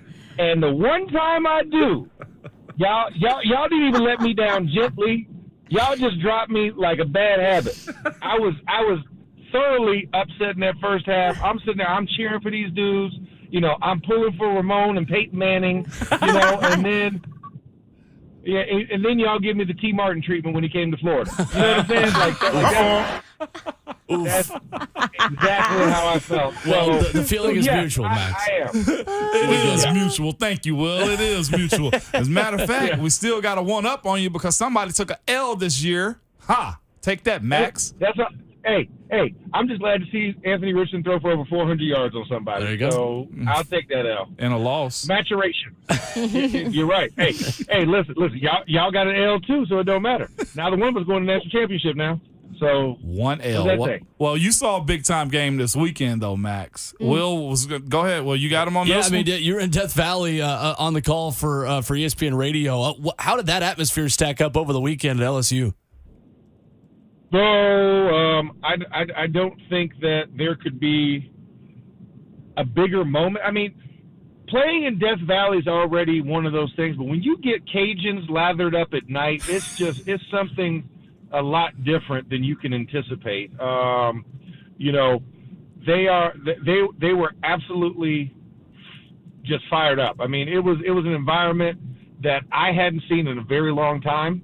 And listen, Brian Kelly has the CO Jones that are made of vibranium. Listen, that was the biggest two-point play call you could ever imagine.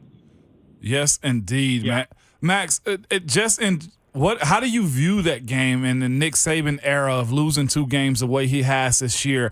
Was their sideline intact? Was he intact as far as this game goes too? Like, was there any just inkling that this could happen to them? I mean, I think we've kind of seen it along the way this season, Ramon. I think the biggest thing is the discipline has been an issue all season. We've seen the cracks along the way, right? I mean, this team has been averaging better than 8 penalties a game accepted. Wow. So that's not a Nick Saban team by any normal standards. Obviously, you're upset, right? You're frustrated. How do I get to these kids? And, you have to wonder if he's thinking, man, should have never gave these boys money. You know what I'm saying? Like, the NIL era is real. And, how do you explain that to kids that are making money now? And you can't really rule with that iron thumb. I think that's why he didn't succeed at the NFL level, right? Because dudes was making more money than him. Mm-hmm. And not that they're making more money than him, but they're actually making money in college. So it's going to be interesting to see how he rebounds. I mean, here's one of the things we've always known of Nick Saban. He always knows how to retool and refashion to fit the times. This is one where we're just watching it in live real time that he can't figure it out on the spot, and that's going to take, a philosophy shift a little bit for him to then get back on track come next year.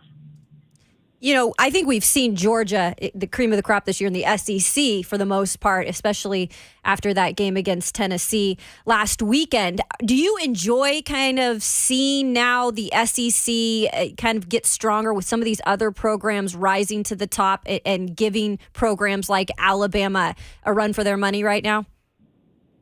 Oh, absolutely. I mean, this is because, the thing is, outside of our base, right, the southeastern region of the country, which will get bigger with Texas and Oklahoma, but it's amazing that we can now justify why we feel the way that we feel. And I think having other teams come along, right, like the resurgence of Tennessee was a huge factor. Then you look at what LSU has done in year one under Brian Kelly. You think about Lane Kiffin's squad as well, and that they were sitting in a top 10 position for a better part of this year. So now you're seeing the depth and the meat of the SEC become greater.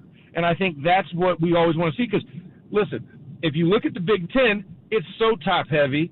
In fact, nobody wants to even win the West in the Big Ten West. You know what I'm saying? Like they're literally playing hot potato with the West Crown. And then you can argue about the Big 12 about how balanced it is. I mean, obviously seeing TCU and what they're doing on their run, but the state of Kansas was relevant for football for all of a month, which has never been said by anybody. So I think now you see everybody else start to kind of catch up, and the Pac-12's been good this year. Yeah, they've been up. Outside of the L, outside of that L, the Pac-12 has looked good as well. So it's good to see everybody else, but especially the SEC, and to see all these other teams kind of rising to the occasion, especially against the evil empire. Man, we were looking at it, and we're like, can a 12-team playoff start today? Right. Because if you look at some of the matchups, we're like, let's go. I mean, what's your thoughts just about, the future of having this 12-team playoff, which we, like I said, wish we could do now? Yeah, no, it would be amazing because that probably would have saved the Pac-12 if we had the 12-team playoff now. Yes, it would have, and I would have been thankful.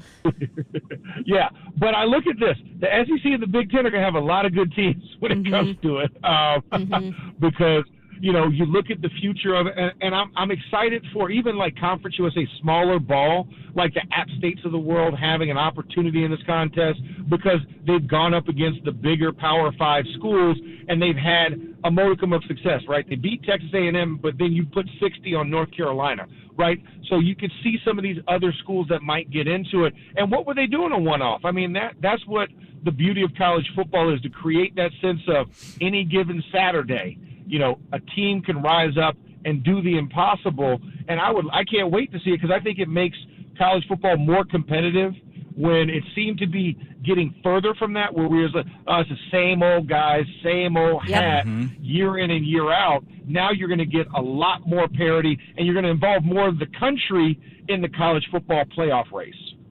Max Starks, ESPN, with us here on Ramon, Kayla, and Will. Max, is it as simple as Tennessee just isn't as talented as they need to be in order to beat Georgia?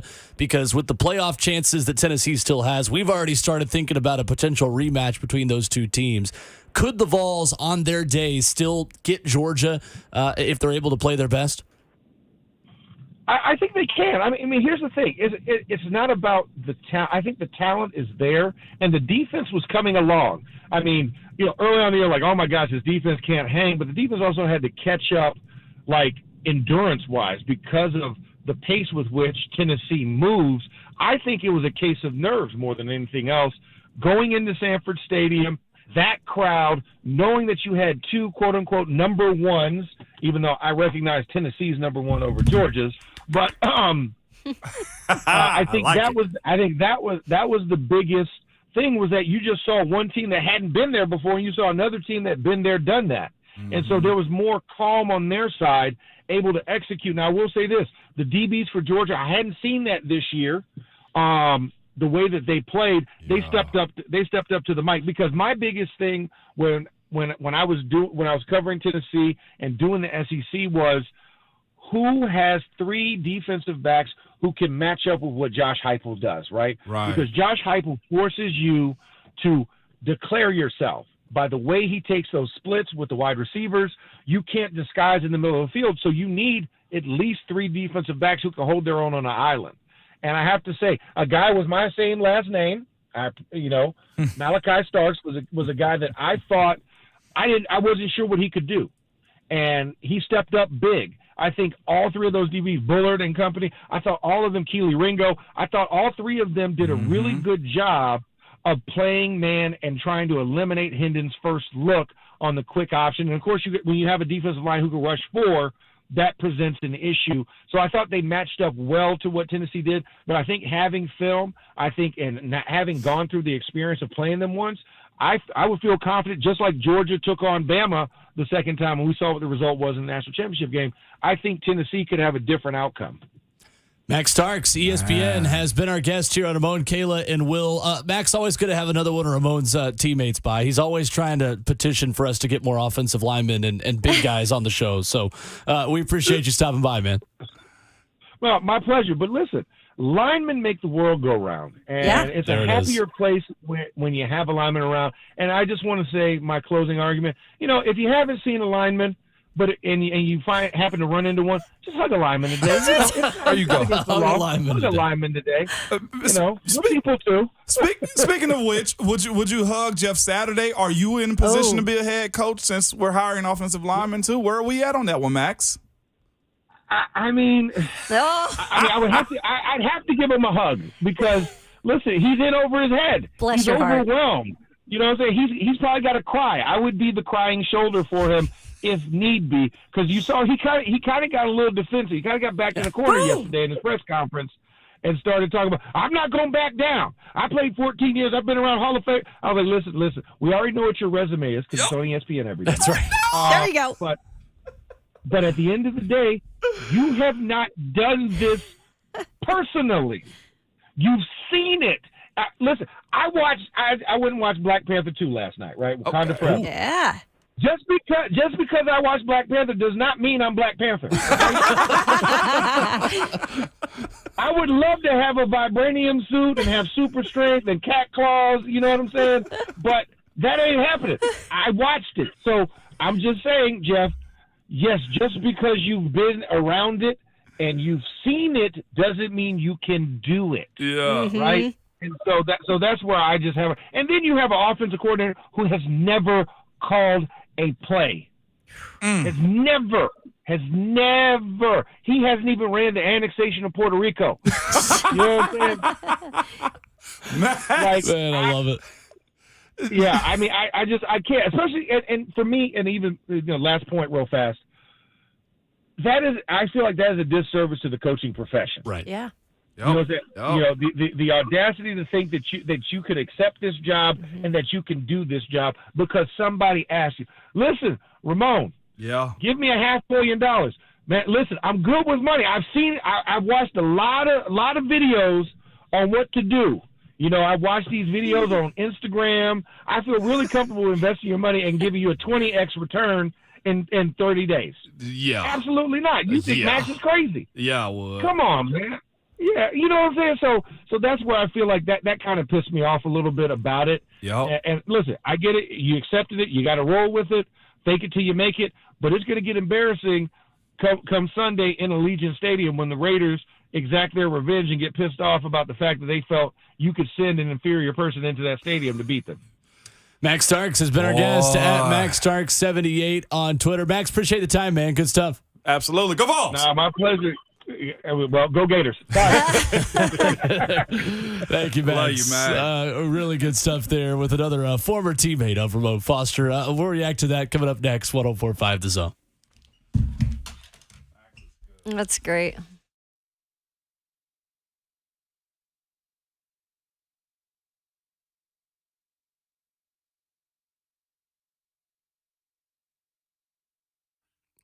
Hey, it's Will Bowling back here with you to tell you about my friends at League Company. And yeah, weather this weekend, I don't know if you've looked at the forecast, but it is going to get colder. If you like me, that is very bad news.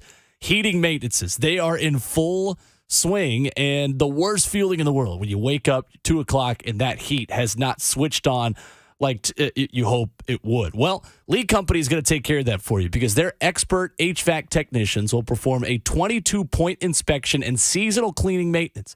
Keep your HVAC running efficiently and keep your home warm this fall. Their phone number is 615-567-1000. League Company has nearly 80 years of experience. They're open 24/7, and they are involved in our communities. Let them take care of your HVAC, a 22-point inspection, seasonal cleaning, and make sure your heating is running smoothly. 615-567-1000. League Company, all you need.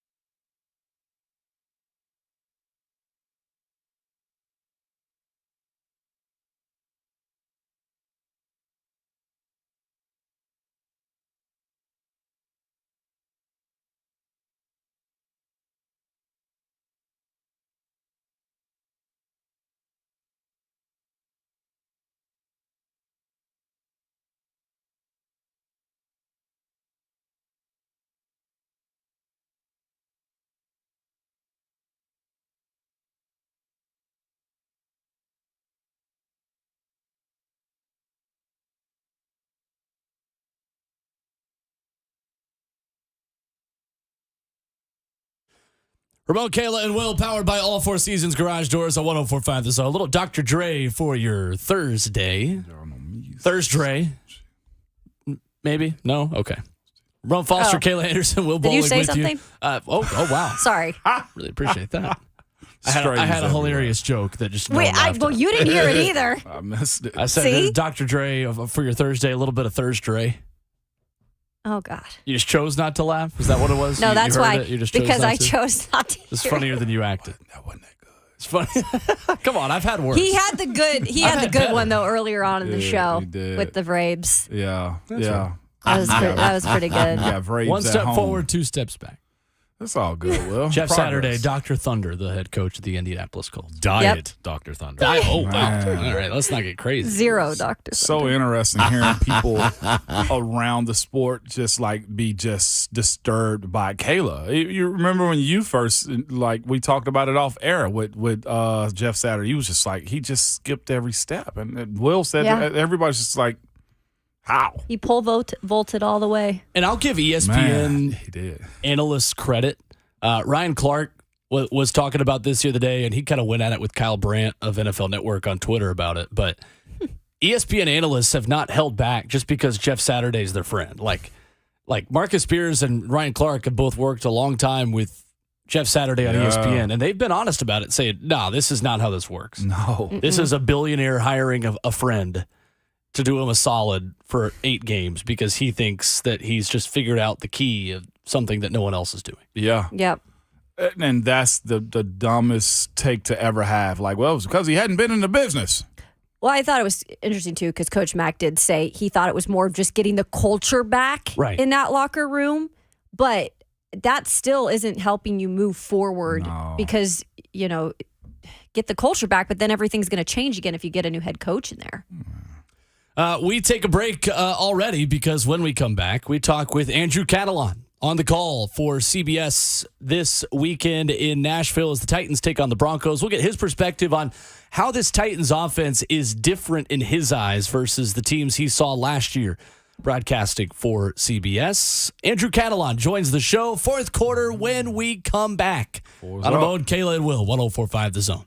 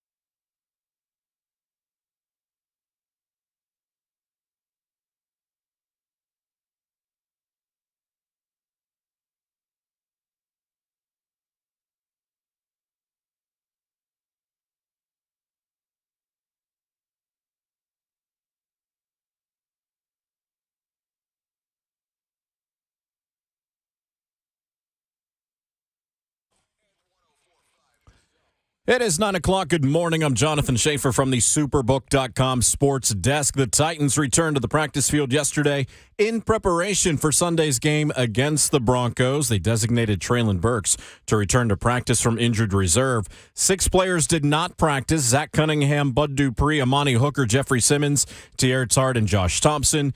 Ryan Tannehill, Derrick Henry, Christian Fulton, Danico Autry, and others limited participants. The World Cup roster for the U.S. men's national team is set.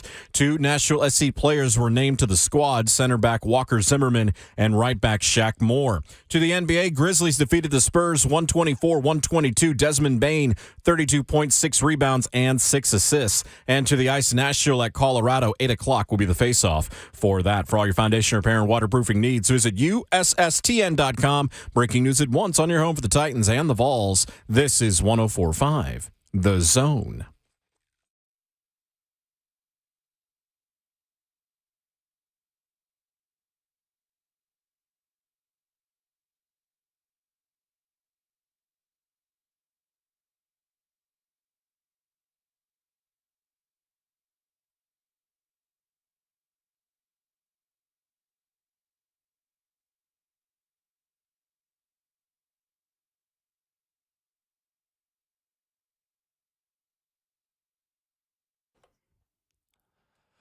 Fourth and final hour of the show on Ramon, Kayla, and Will, powered by All Four Seasons Garage Doors, right here on 104.5 The Zone. With 11-year NFL veteran Ramon Foster, Kayla Anderson, I'm Will Bowling. Jonathan Schaefer making the show happen for us on this beautiful Thursday morning in the Music City. As we go to the Mark Spain Real Estate Hotline, joined by Andrew Catalon of the NFL on CBS on the television call this weekend for Titans and Broncos. Good morning, Andrew. How are you? Hey, guys. How are you? I'm doing well. Good. We're great. And this is such an interesting time for this Titans team. Second straight week, they play another team coming off of a bye. But what do you make of this Titans team coming off of such a physical and taxing loss in primetime last weekend? Yeah, I saw the Titans twice in person. I saw their win in Washington and then the home win against the Colts. So I've seen them already a couple of times. And then watching them on Sunday night in Kansas City, nothing surprised me in terms of their effort and energy. I think that's just become a staple under Mike Vrabel.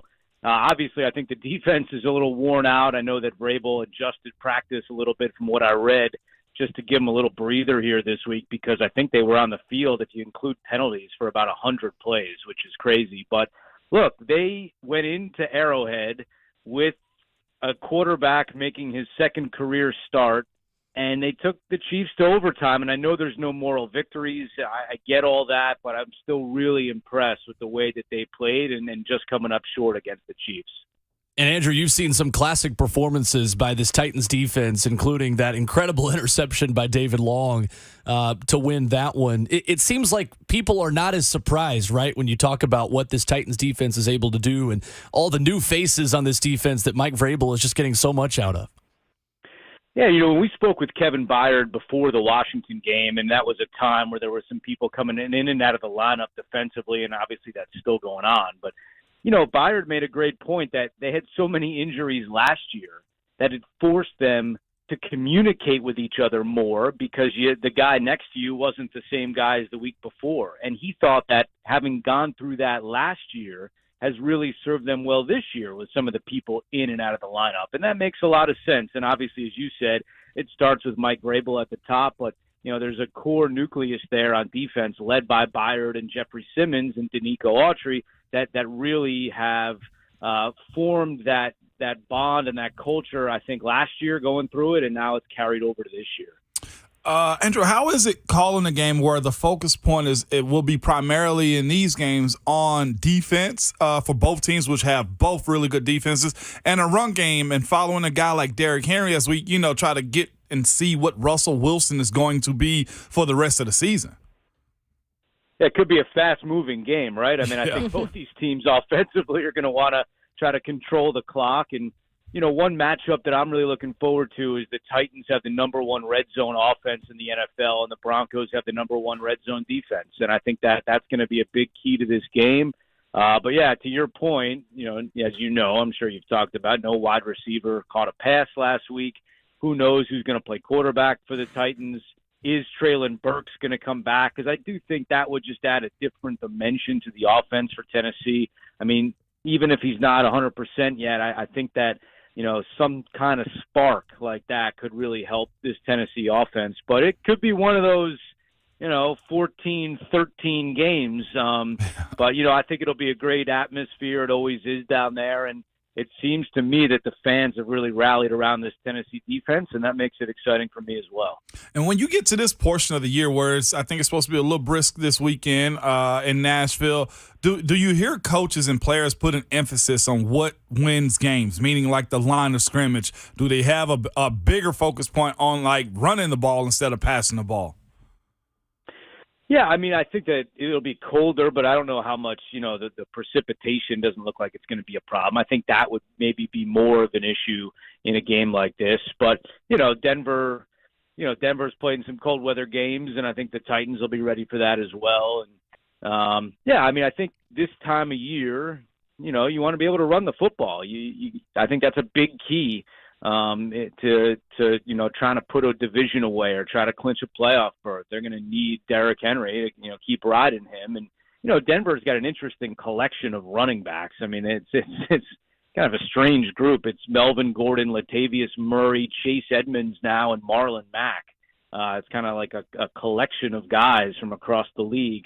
I'm not sure how they're going to use all them. But for Denver, I saw them week 2 in Houston when they beat Houston. Is a strange team, guys. I mean, it seems like maybe they found a little something in London trying to rally around their coach. As you pointed out, they're coming off a bye. One guy that I think is interesting is the tight end, Greg Dulcich. He wasn't around early in the year. It seems like Russell is eyeing him a little bit more. And almost like everyone is against this Denver team is the way that they kind of feel. I mean, obviously that starts with the head coach who's criticized almost every game for his clock management and the number of penalties.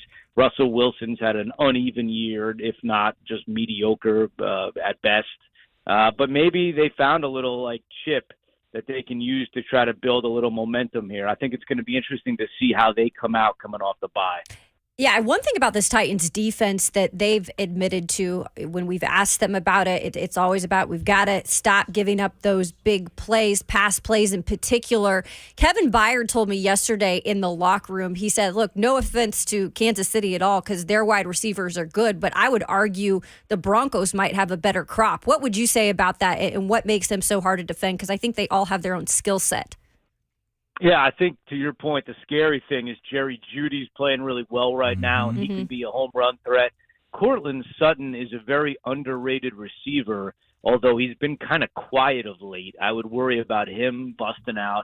And KJ Hamler is a guy that can take the top off a defense. He's got great speed. We saw it with a 47-yard catch on the game-winning drive against Jacksonville in London a couple of weeks ago. It just doesn't seem like all these pieces have fit together yet, and that's the concern if you're a Titans fan. You just don't want this to be the week when they put it all together. And I think a lot of it starts with Russell Wilson. I mean, he's just not having a great year. Some of it's injuries, some of it's new teammates. I mean, I think that there's a lot going on there, but I think that he's still a very capable quarterback. He threw for 340 yards week 1 in Seattle. It's there. It just hasn't all been put together yet, and I don't know if it will be. It could. I think with the first-year head coach, that's a big question. He's calling the plays as well, so that's another part of the equation. But there are pieces there, to your point, and arguably a pretty good receiving core when they're all on the same page. Well, Derrick Henry is back on top in terms of rushing yards, leading the league right now. He's 5th straight game with over 100 yards rushing. Does he surprise you at all? And just what I think he felt underestimated coming into this year, especially when a guy within his own division, Jonathan Taylor, was getting all the love. Does he surprise you at all when you're watching a game? Like, what is it like to watch that dude run? It's pretty crazy because you never know which one he's going to either run someone over or take it to the house. I mean, what's funny to me is you look at the carries on the rest of the team. I mean, Dontrell Hilliard has 17, Hassan Haskins has 10, and Derrick Henry has 183. And it's like, well, how does this happen? How does he continually get 20 carries a game and, continue to run guys over? I think the big thing for me is that over the years, he's been stronger in the fourth quarter in the second half. And as a team, that's one thing I think Tennessee has to get better at. They have to be better in the second half of games. They can't build these leads and expect to hang on as they play, a different part of their schedule. So I think Henry's a big part of that. If he can, get back to bulldozing guys in the fourth quarter and kind of spark this team to play better in the second half, because we've seen they haven't this year, I think that's a big part of Tennessee here in the second half of the season. Andrew Catalon with us from NFL on CBS on the call this weekend for Titans and Broncos in Nissan Stadium. Andrew, you mentioned kind of the disconnect with Russell Wilson and it not really clicking yet for that offense. What do you feel like it's going to take for the switch to turn on for Russell Wilson and Nathaniel Hackett in this offense? That's a great question. I haven't seen it yet. I was there week 2. It was after their week 1 debacle in Seattle when Hackett tried to kick a 64-yard field goal.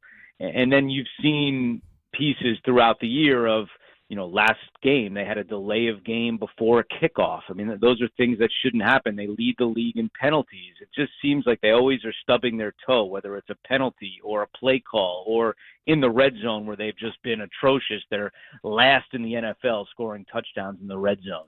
They haven't put a full game together yet. I think that's what it's going to take. I mean, they're going to, I know it sounds like a cliche. They got to play 60 minutes, but they have too many times where they go backwards on the field, whether it's the coach or the quarterback or a fumble, whatever the case may be. They haven't really been consistent through an entire game, and I think that's what it'll take to get them back on track.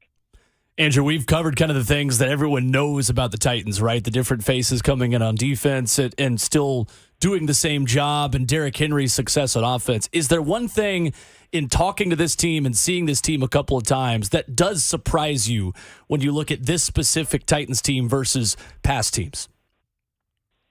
I wouldn't say surprise me, but I'll give you one here. When we were at practice before the Colts game, trying to figure out why they're so good in the red zone each and every year, and we were able to watch some of their practice in the red zone, and the attention to detail from the coaches and the players. I mean, I'm talking like inches of grass that they wanted to be on instead of other inches of grass.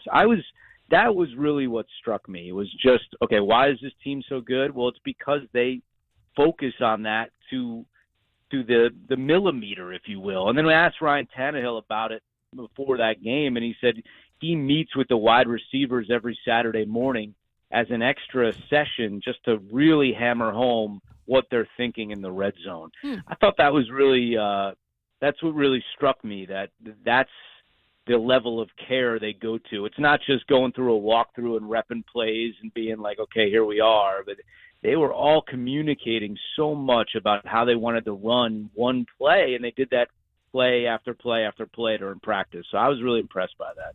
Is it interesting in covering and calling this Titans game, this team, how they have a tendency to make you want to play their ball? You mentioned the Kansas City game and how they played them, but they seem to kind of drag everybody to the shadows and say, hey, we're going to play this style of ball today. Yeah, look, it's not sexy. It's not going to light up a scoreboard. But if I'm a Titans fan, I absolutely love it. I mean, I think the style of play is exactly the style that their head coach played with. And they find ways to win. And I think that's an easy team to root for. I mean, I don't need the team that scores 40 points and gives up 30. I like this style of football if I'm a fan. And I think it's easy to rally around that. I think it can be frustrating at times with the offense, knowing that they completed 5 passes last week. But I think in terms, when you look at this defense, it's a fun unit. They make plays, and to me, that's a style that wins, and Vrabel's results of getting to the playoffs prove it. Andrew Catalon has been our guest. Catch Andrew Catalon along with James Lofton and Amanda Renner this Sunday as the Titans take on the Broncos on the NFL on CBS. Andrew, appreciate the time as always, and enjoy Nashville. Yeah, I always do. Thanks, guys. Looking forward to it. Thanks, Andrew. All right. Thank you. There is Andrew Catalon with us on the Mark Spain Real Estate Hotline. And when we come back, specifically his answer about the communication with Ryan Tannehill and the attention to detail in the red zone is something I want to highlight. We'll take a look at the Titans injury list as well from yesterday at practice and reset those headlines. Coming up next as Hour 4 continues on Ramon, Kayla, and Will.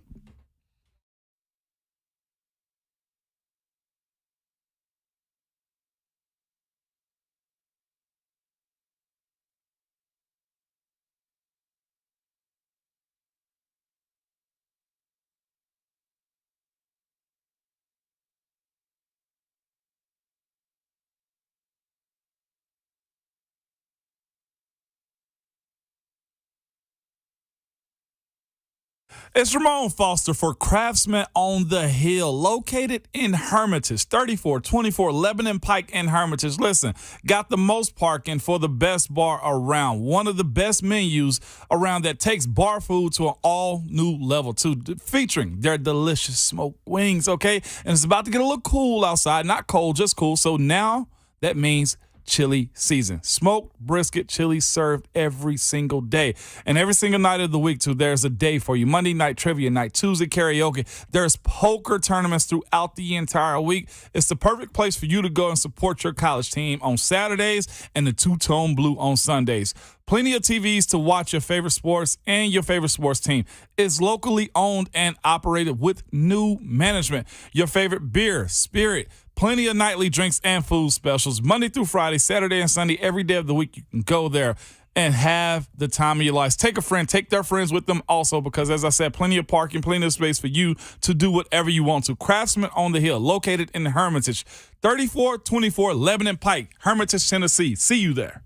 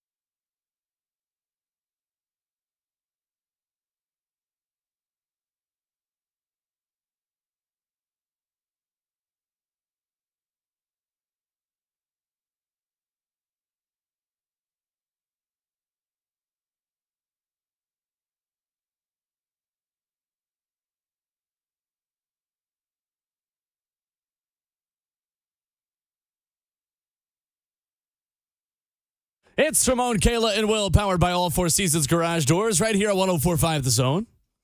Appreciate Andrew Catalon of NFL on CBS giving us a couple of minutes. He's on the call on Sunday for Titans and Broncos as they ride into Nissan Stadium. With Ramon Foster and Kayla Anderson, I'm Will Bowling, the best producer in the world, Jonathan Schaefer, making the show happen.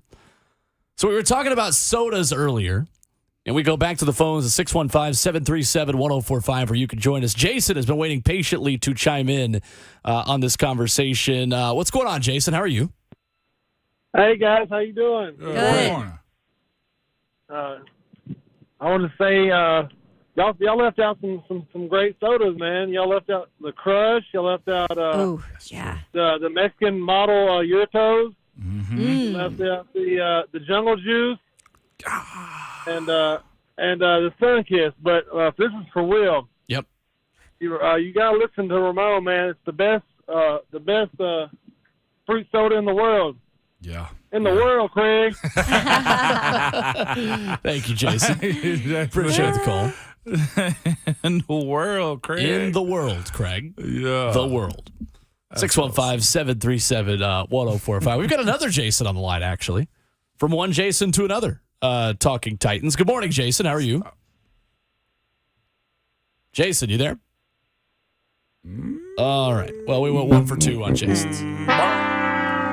Jason's are batting 500. It's not been our phone day. Nah, not Really really hasn't. phone day. Really hasn't. You know what's funny? I've actually forgotten about that. Seems like did you? yesterday, doesn't it? Seems like yesterday. Yeah, you're right. So what Andrew Catalon had to say about the red zone offense and the attention to detail the Titans offense has, we heard a lot back in 2019, specifically, Kayla, when Ryan Tannehill took over as the quarterback for Marcus Mariota. Mm-hmm. And one of the strengths Ryan Tannehill had was the level of communication between himself and the wide receivers. Yeah. And Andrew kind of mentioning word for word there, saying Ryan Tannehill told us he meets with the wide receivers on Saturdays to go over exactly what he wants from them, specifically in the red zone. Yeah. And I think when we talk about what Ramon is continuing to call Ryan Tannehill appreciation season this year in Nashville, I think that's one thing that you miss out on, especially with a younger quarterback and a rookie learning on the job. Yeah. Is that level of communication that brings the wide receivers up to a higher level simply because they know exactly what the quarterback wants of them. I'm actually curious and interested in asking some of the guys, some of the wide receivers about this today, because I just thought that was an interesting point, because we've talked about the success that they've had in the red zone. We just haven't had all the reasons why. I thought that's interesting, and you're exactly right about the communication we've heard. Even when A.J. Brown was here, he made it clear, like, Ryan Tannehill communicates exactly what he wants. Yeah. And that was something that we didn't hear a lot about when Marcus Mariota was here. He was a little bit of a quieter guy. Maybe that communication wasn't there. That's definitely a strong point with Tannehill. Mm-hmm. And this goes to show the proof of something like that. What you see from that is the success pretty consistently in the red zone. To me, that's very encouraging, too. Mm-hmm. You know what I'm saying? As far as that detail, like, I know we fuss and talk and complain and talk and critique every single aspect of what this offense isn't doing. But I think whether you want to admit it or not, hearing a guy like Catalon kind of bring that up is, look, the detail that these guys go through, Ryan Tannehill's professionalism into getting these guys on the same page is not to be overlooked. It's not to be overshadowed either. And at some point, you expect those moments to kind of pay off a little bit more, whether it be the weapons that got to make those plays of wide receivers, tight ends, and running backs when it comes down to making plays, or the offensive line up front. Actually being able to execute and give those plays time to breathe, because that's one thing about it, too. And I know I get on my soapbox all the time about the OL, but a play can't develop fully when you need just a half a second more with that guy down the field crossing, just barely beating the safety. Like, if there's a guy in his face and you can't see the play develop and be made because of protection, then that's an aspect of it, too. That's the first time I'd heard Tannehill being like this. Not just the yard, but the actual spot you want the ball at. You know what I'm saying? The blade of grass where they want him to be. Of course, that says a lot, man. And if this offense does catch up to what they're practicing with what this defense is doing and every party stays healthy, I think that's the aspect of hope that this fan base always looks at when it comes down to this team. Like, gosh, if they just get on the same page. And hopefully this half of the season it does. And what did Andrew also say? He wants to see more of Derrick Henry in the fourth quarter. That's not something we've seen a whole lot of, is him continuing to get going in the fourth quarter. I mean, we've got to see more of that from this Titans team if this offense wants to generate points. Yeah. Walk through yesterday for the Titans. 6 players did not participate. Amani Hooker, Jeffrey Simmons, Bud Dupree, Zach Cunningham, Tier Tart with an illness, and Josh Thompson. Bud Dupree added to that list after getting hurt again over the weekend in Kansas City. Jeffrey Simmons seen in a boot in the locker room, still nursing that ankle injury. And Amani Hooker, who suffered a shoulder injury against the Texans and did not play in Kansas City, continues to be out. What concerns you the most on that list, guys, yesterday from the injury report? Bud. Yeah, Bud. Definitely. Hearing Jeff in a boot, though. Yeah. But unless it got really bad in that game, he's been playing. I think you trust him to grind it out. Yeah. Not that I'm insinuating Bud Dupree is soft for not gutting it out. It's just different injuries. But that's what I'm saying. A hip, I don't know how that is compared to what Jeff is dealing with. The hip groin area would just, it bothers you a whole lot more because it's a quick movement type of thing. That's the way that Bud moves, too. That's the way he moves. If you watch him in practice, 100%. I think Jeffrey in the boot, bothers me a little bit more because there's room to be eaten, when it comes down to this Denver offensive line, too. Backup center, he lost a guard and a tackle having issues, too. I think that was a little bit of a, surprise for me seeing him be in a boot. So Vrabe's going to take care of him. And if Jeff's the guy we know he is, he's probably going to give it a shot to go. And I think he's that guy. Well, I just think it's funny. He's just going to walk through the locker room with a boot and not think that anything's going to come of it. Yeah, of course. Of course. If you're trying to hide it, I just thought that was interesting, too. He let Elma see it. Yeah, and Christian Fulton with the hammy limited, which means he probably just a little sore. Yeah, that's the injury he's been dealing with this year. How solid has he been? I talked to him yesterday about that. Yeah.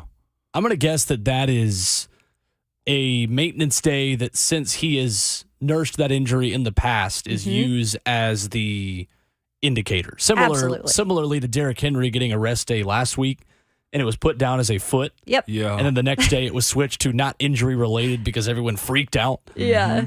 I think I would imagine, unless we see it again today for Christian Fulton or he's downgraded to non-participant with a hamstring, then the alarm bells start to go off. But it seemed like, from hearing Mike Vrabel's comments yesterday, that this was a maintenance day for everybody on defense, especially. Yeah, I'm with that. But I hang my head on Jeff playing, though. I will throw that out there. Really? Yeah. Okay. I'd say so. Just his presence, even if it's less than 30 reps, that's where I see Jeff at this weekend. So you think he's going to play, but maybe just not that many reps? Yeah, because like I said, I don't think much of Denver's offensive line right now. And that's the portion of watching some of those guys last weekend really have a day. Like, they had a day against that Kansas City offensive line. I can see some guys getting more opportunities because of Jeff being down like that. Him not playing, I'm not willing to bank on it today. But I hope that it's not Jeff and Bud. So right. And when you talk about what Russell Wilson is able to do off schedule, and we mentioned it earlier in the show, that it does expose the biggest weakness that you have on defense when a quarterback can throw it over your head with such accuracy. You've got to be able to keep him in the pocket this week. And I'm willing to say that Bud Dupree's health was a direct correlating factor to Patrick Mahomes escaping the pocket so much and creating so many plays with his legs. I'm not convinced that the Titans don't win that game if Bud Dupree finishes that game. Had him flustered. Not blaming Bud Dupree for getting hurt again, because I think there are a lot of fans unfairly who are saying, Bud Dupree can't stay healthy. We had a caller on Titans Talkback say that they should trade Bud Dupree for a set of used football tees because he can't stay healthy. Like, all right, like the year coming off the ACL, like that's kind of a mulligan year when it comes to injuries. Yeah, it is, man. This one, like Kayla said, that's the way he moves. Bud's a big athlete. He's not a small. What is he? Maybe 260-ish. And he goes hard in practice. Like when we see those individual drills, like he's going hard. Yeah, Bud's probably got to get to that point that he start to taper off in practice. Back. Yeah, save it for the games. But the way they run this defense, the way that Vrabel runs his team whenever they're practicing and going, other than these types of days, you know what I'm saying? Or yesterday when they had basically a walkthrough, it's mostly full tilt, it seems like, for the most part. At least while you're working. While you're working, yeah.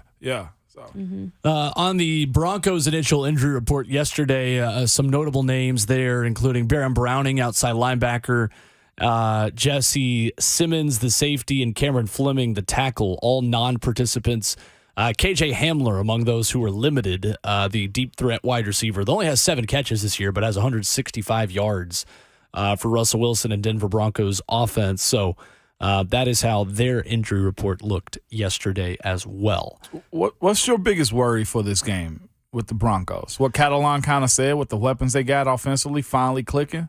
I think it's that, and I just think it's Russell Wilson having 3 explosive plays that all go for touchdowns.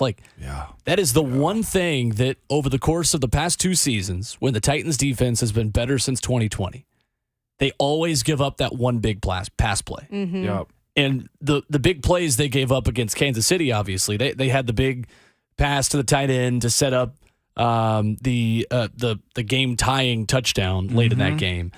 But really, the big plays were were Patrick Mahomes extending with his legs and running for it. Russell Wilson is not as willing at this point in his career to run, just tuck it and go, but he is that willing to scramble and then find somebody downfield. Yeah. And that's what I worry about with a young secondary that might have to hold those wide receivers up longer, considering if Bud Dupree's not there, the front 4 is not going to be able to get after the quarterback as well. I just worry about them having the bye week, them starting to get back on track in London, maybe finding their way, and then you've got a Titans team that's just worn out from playing 100 snaps on defense and trying to balance that. But again, we've seen from Mike Vrabel, he's been able to get a team ready no matter what. And like Kevin Byard said, I might be tired today, but I'm not going to be tired on Sunday. But it does worries me a little bit about, oh no, do the Broncos click in this game? That's the one thing I just worry that's the timing of it. Yeah. And to that point, you said about Bud being healthy and being out there, it's more the effect of his effectiveness in the game and that Russ movement around the pocket situation, and Coach Mack acknowledging that this guy was Patrick Mahomes with the deep ball before Patrick Mahomes was the guy with the deep ball says a lot about, what he can do. And the other part too, I thought was very significant, and what Coach Mack said with us earlier was, Patrick Mahomes' arm didn't win that game. It was his legs. It was his legs. And that's where that I always kind of say that 11th guy on offense kind of kicks into play when you got a mobile quarterback. Because those plays in which they're sacked, no, not really. Always throwing to the ground or finding a way outside of a sack or a tackle for loss. And I'm hoping that ain't this weekend. 615-737-1045 is how you join in on the conversation. Next, we go to Darren in Spring Hill talking Titans with us. What's going on, Darren? What's up, Darren? Hey, guys. What's up, man? You guys make my drive to work a lot easier every morning. I really appreciate it. Thank you, sir. Thank you. I wanted to make a couple points about the game last week, kind of overall, one on the offense, one on the defense. I think we're seeing this year, and obviously Derrick Henry is our best player on our team, especially on offense. But I think we're seeing this year who may be the most important player on the team is when you go back to last year with Derek hurt, if Tannehill wasn't in that season, then we would have pretty much just fizzled out in my eyes. But on the defensive side of the ball, especially against Kansas City, tell me if I'm wrong, but it seemed like a direct correlation between Bud Dupree leaving the game and us having the ability to contain Patrick Mahomes anymore. I'll hang up and listen to you guys, but it seems like his ability to catch the quarterback once it left the game, obviously they noticed and they adjusted to it. So thank you guys. Thanks, Darren. Appreciate the call. Thank you. Stats aren't always there, but No. if you really watch, you're seeing what's happening. We've always kind of said that's what Bud is. Yeah. He's the guy that flushes it out and other guys eat off of it. And I don't think he has an issue with it. The running also, watching him, put his shoulder into pullers that are coming around to open up gaps, that takes a hit a little bit. And just his attitude. You've been around him, Love Kayla. his attitude. Like, Jeff already has one. Yep. And then you pair him with Bud. Okay. They feed off of each other. It's insane. And sometimes presence, the way teams are built, you have guys that play specific roles, whether they're your big number getters and receivers, running backs, quarterbacks, or whether they're your team guys. And that seemed to be what Bud is when it comes down to his effectiveness of it. It can't be overstated, I guess, when it comes down to that part potentially missing if he's not out there. Well, it's what Mike Vrabel talks about so much, the fact that they don't just grade pressure based off of the sacks that these guys get. They grade disruption, and they grade the hurries and the quarterback hits. And when they look at the totality of the resume of these players, Bud Dupree fits perfectly in what Mike Vrabel wants out of an outside linebacker. Someone versatile enough to still stop the run and still be an athlete in any context of a play, but also get after the quarterback and finish. Yeah. When they get effort and finish, what they always talk about, Mike Vrabel, at those practices, and a physical player on that edge that, the Titans are running out of. Ola Adaney is still on IR. Rashad Weaver is back from the back problem and has been a little quieter the past few weeks, but remains disruptive as a part of that defense. But the guy that really made the big impact was Mario Edwards. Yeah, I talked to him yesterday. Yeah. And specifically about fitting into this group. He's talk about a guy that just comes in and goes to work. 100% that guy. He's been a wanderer, right? He's been on some different teams. But he came in here, knew what he had to do, and when the time for him to step up came, what did he do? He showed up. He did that. Another guy that they bring in who knows how to take care of business when his number's called.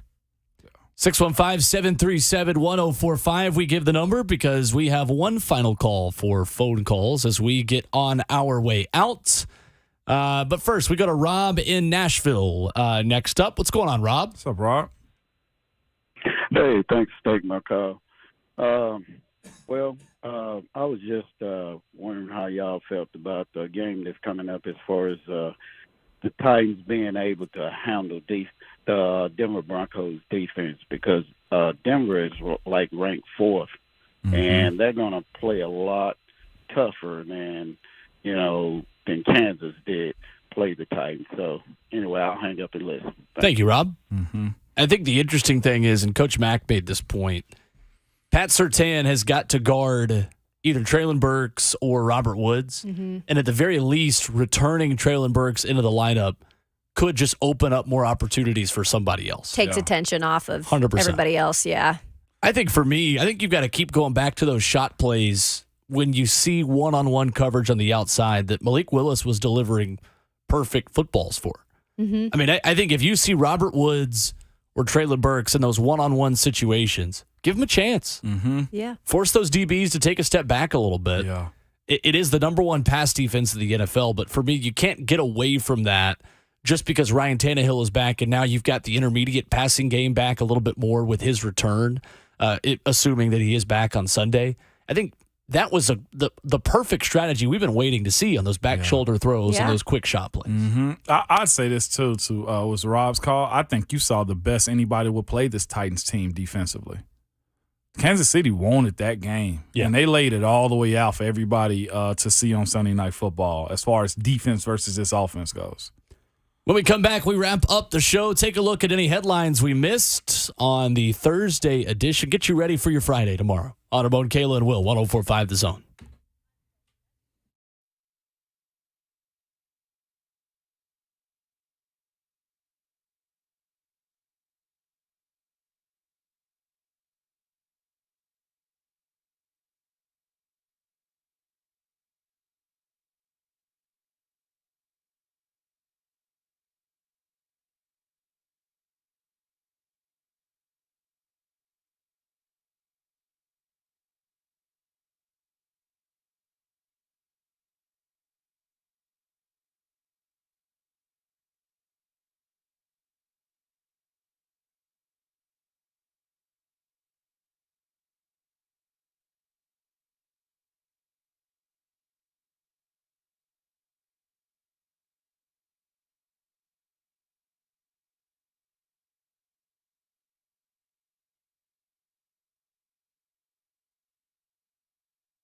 Change is coming, and you need to be prepared. Hey, this is Ramon Foster. And did you know that new regulations are coming soon that could increase the price of replacing your older HVAC system by over 20%?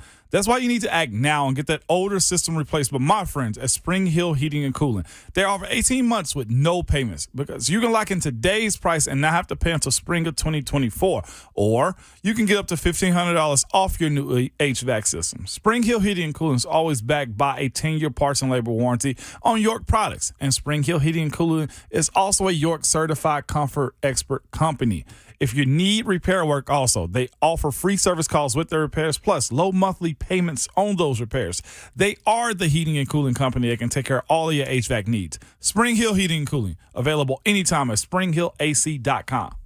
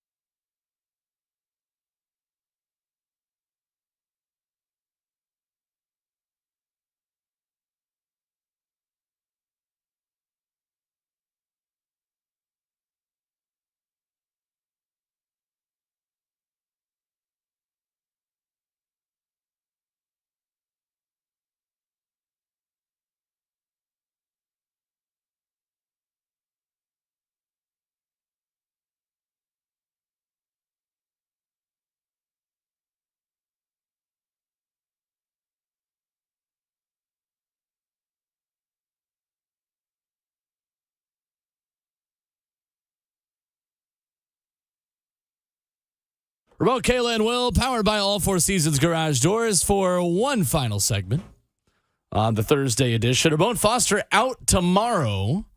So we will have, on a Friday morning, Mr. Monday Night. Hey. Keith Bullock stepping in with myself and Kayla Anderson. The bully. Drink my beers. VAA. Vols are all right. He owns that Love. Just Love, yeah. Yeah, Just Love in the Brentwood. It's the Brentwood. McEwen. Yeah, I did a story on that back at News 2. Nice. Really cool stuff. If you haven't been there, he's got all the Titans clippings from years ago. He's got a big portrait of Steve McNair. Nice. It's really cool. And great food and coffee. Oh, it's so good. There's another Titan that has a juice bar out there, Cortland. Oh, really? Yeah, Cortland has what's the Finnegan name of does, it? huh? Yeah, Finnegan It's does. not the juice bar, is it? Yeah, I forget the name of it. I've gone there a couple times. Golly, what's the name? But he has one down. I think it was McEwen also. Okay. Yeah, he's got a juice bar out there. The thing about, I don't know about Cortland, what he's like, but Keith is so hands-on, too. He is in there. Yeah, I love that. Cortland was behind the bar whenever I went in and got a juice one time. Yep, sure did. Keith will do that, too. He'll come in and run the register and take your order. Yeah, it's great. Whip it up. When you're the owner of it, you got to be able to let them know. I'll pop up.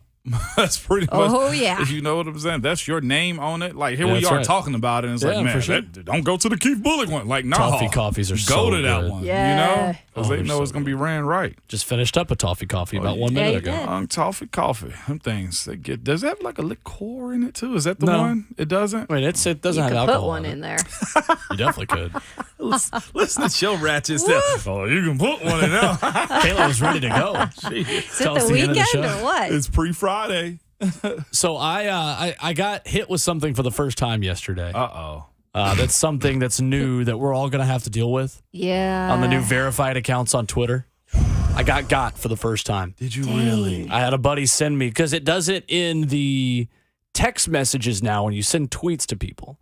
One of my friends sent me a text, and it only says the name, not the handle of the Twitter account now, and it will show the check mark. Uh-oh. And so if you get a text from a friend that has a Twitter link that says Josh McDaniels has been fired, you should probably double check the handle before you react to it, which is essentially what happened. But this is something that we are all going to have to put up with now because Elon Musk's Twitter is a different place than the previous Twitter. Yeah, this is an issue because $8. I have actually fell for a fake account before. It wasn't a huge deal. I retweeted it and then realized it was not. But now it's even tougher because once you see the blue check mark, your eyes immediately are like, oh, okay. That's not the case anymore. So double, triple check who you're retweeting on here. It could force you to now research what's on their page, if they're parodies and stuff like that. But there's been a few that's gotten big name companies already as far as the blue check mark. Yeah. I didn't realize how coveted it was to get one. I have one from my playing days. You have one because a lot of us worked hard to get it. Yeah, I know. I really don't even know what to say about it. As somebody that's been having one, I'm like, yeah, welcome to the party, I guess. You are who you are. And you're I can't believe we're there. We're there. What is Twitter then from there? It's a different business model now, that's for sure. Because this is the other part, too. A lot of what do you want to call them? Team-related, like blogs and stuff like that will have the opportunity to get certified. They're just going to pose as official accounts and then put parody in their bios, which they said you're allowed to do. Quick pro tip, you can click on their name. Yeah. And it'll tell you whether they are who they say they are or whether they paid for Twitter Blue, too. You can look in the handle, too, and it's never... In the handle? What do you mean in the handle? Like the @ name. Yeah. Yeah. Like you have their name, and then beside that, like the handle. But even still, if it's somebody who said their SID for University of Montana and they got the blue check mark, then I don't know who their SID is. I can believe who they are at that point. Yeah. So clicking on Twitter Blue, because most teams' businesses will get them verified for you. Oh, life before Twitter. Buck is mad because he had just gotten verified, like actually. Oh. And now everyone can just pay for it. No, you didn't have to continue with that sentence. Buck is mad, period. End of show. He went through a big campaign to get it. So I think he said his girl ended up pulling some strings to get it down. Of course he did. I thought that was a cool little flex. She's the only redeemable part of him. He would know that if we didn't have us muted on Twitter. And he would admit to that. Appreciate you hanging out with us today. Appreciate Coach Dave McGinnis. Max Starks hanging out with us. Andrew Catalon. Tomorrow, Keith Bullock fills in for Ramon Foster. And before Ramon Foster leaves us for the weekend, he has words of wisdom for the people of Nashville, but also the world, Craig. The world. Remember, they can search your Twitter accounts, but also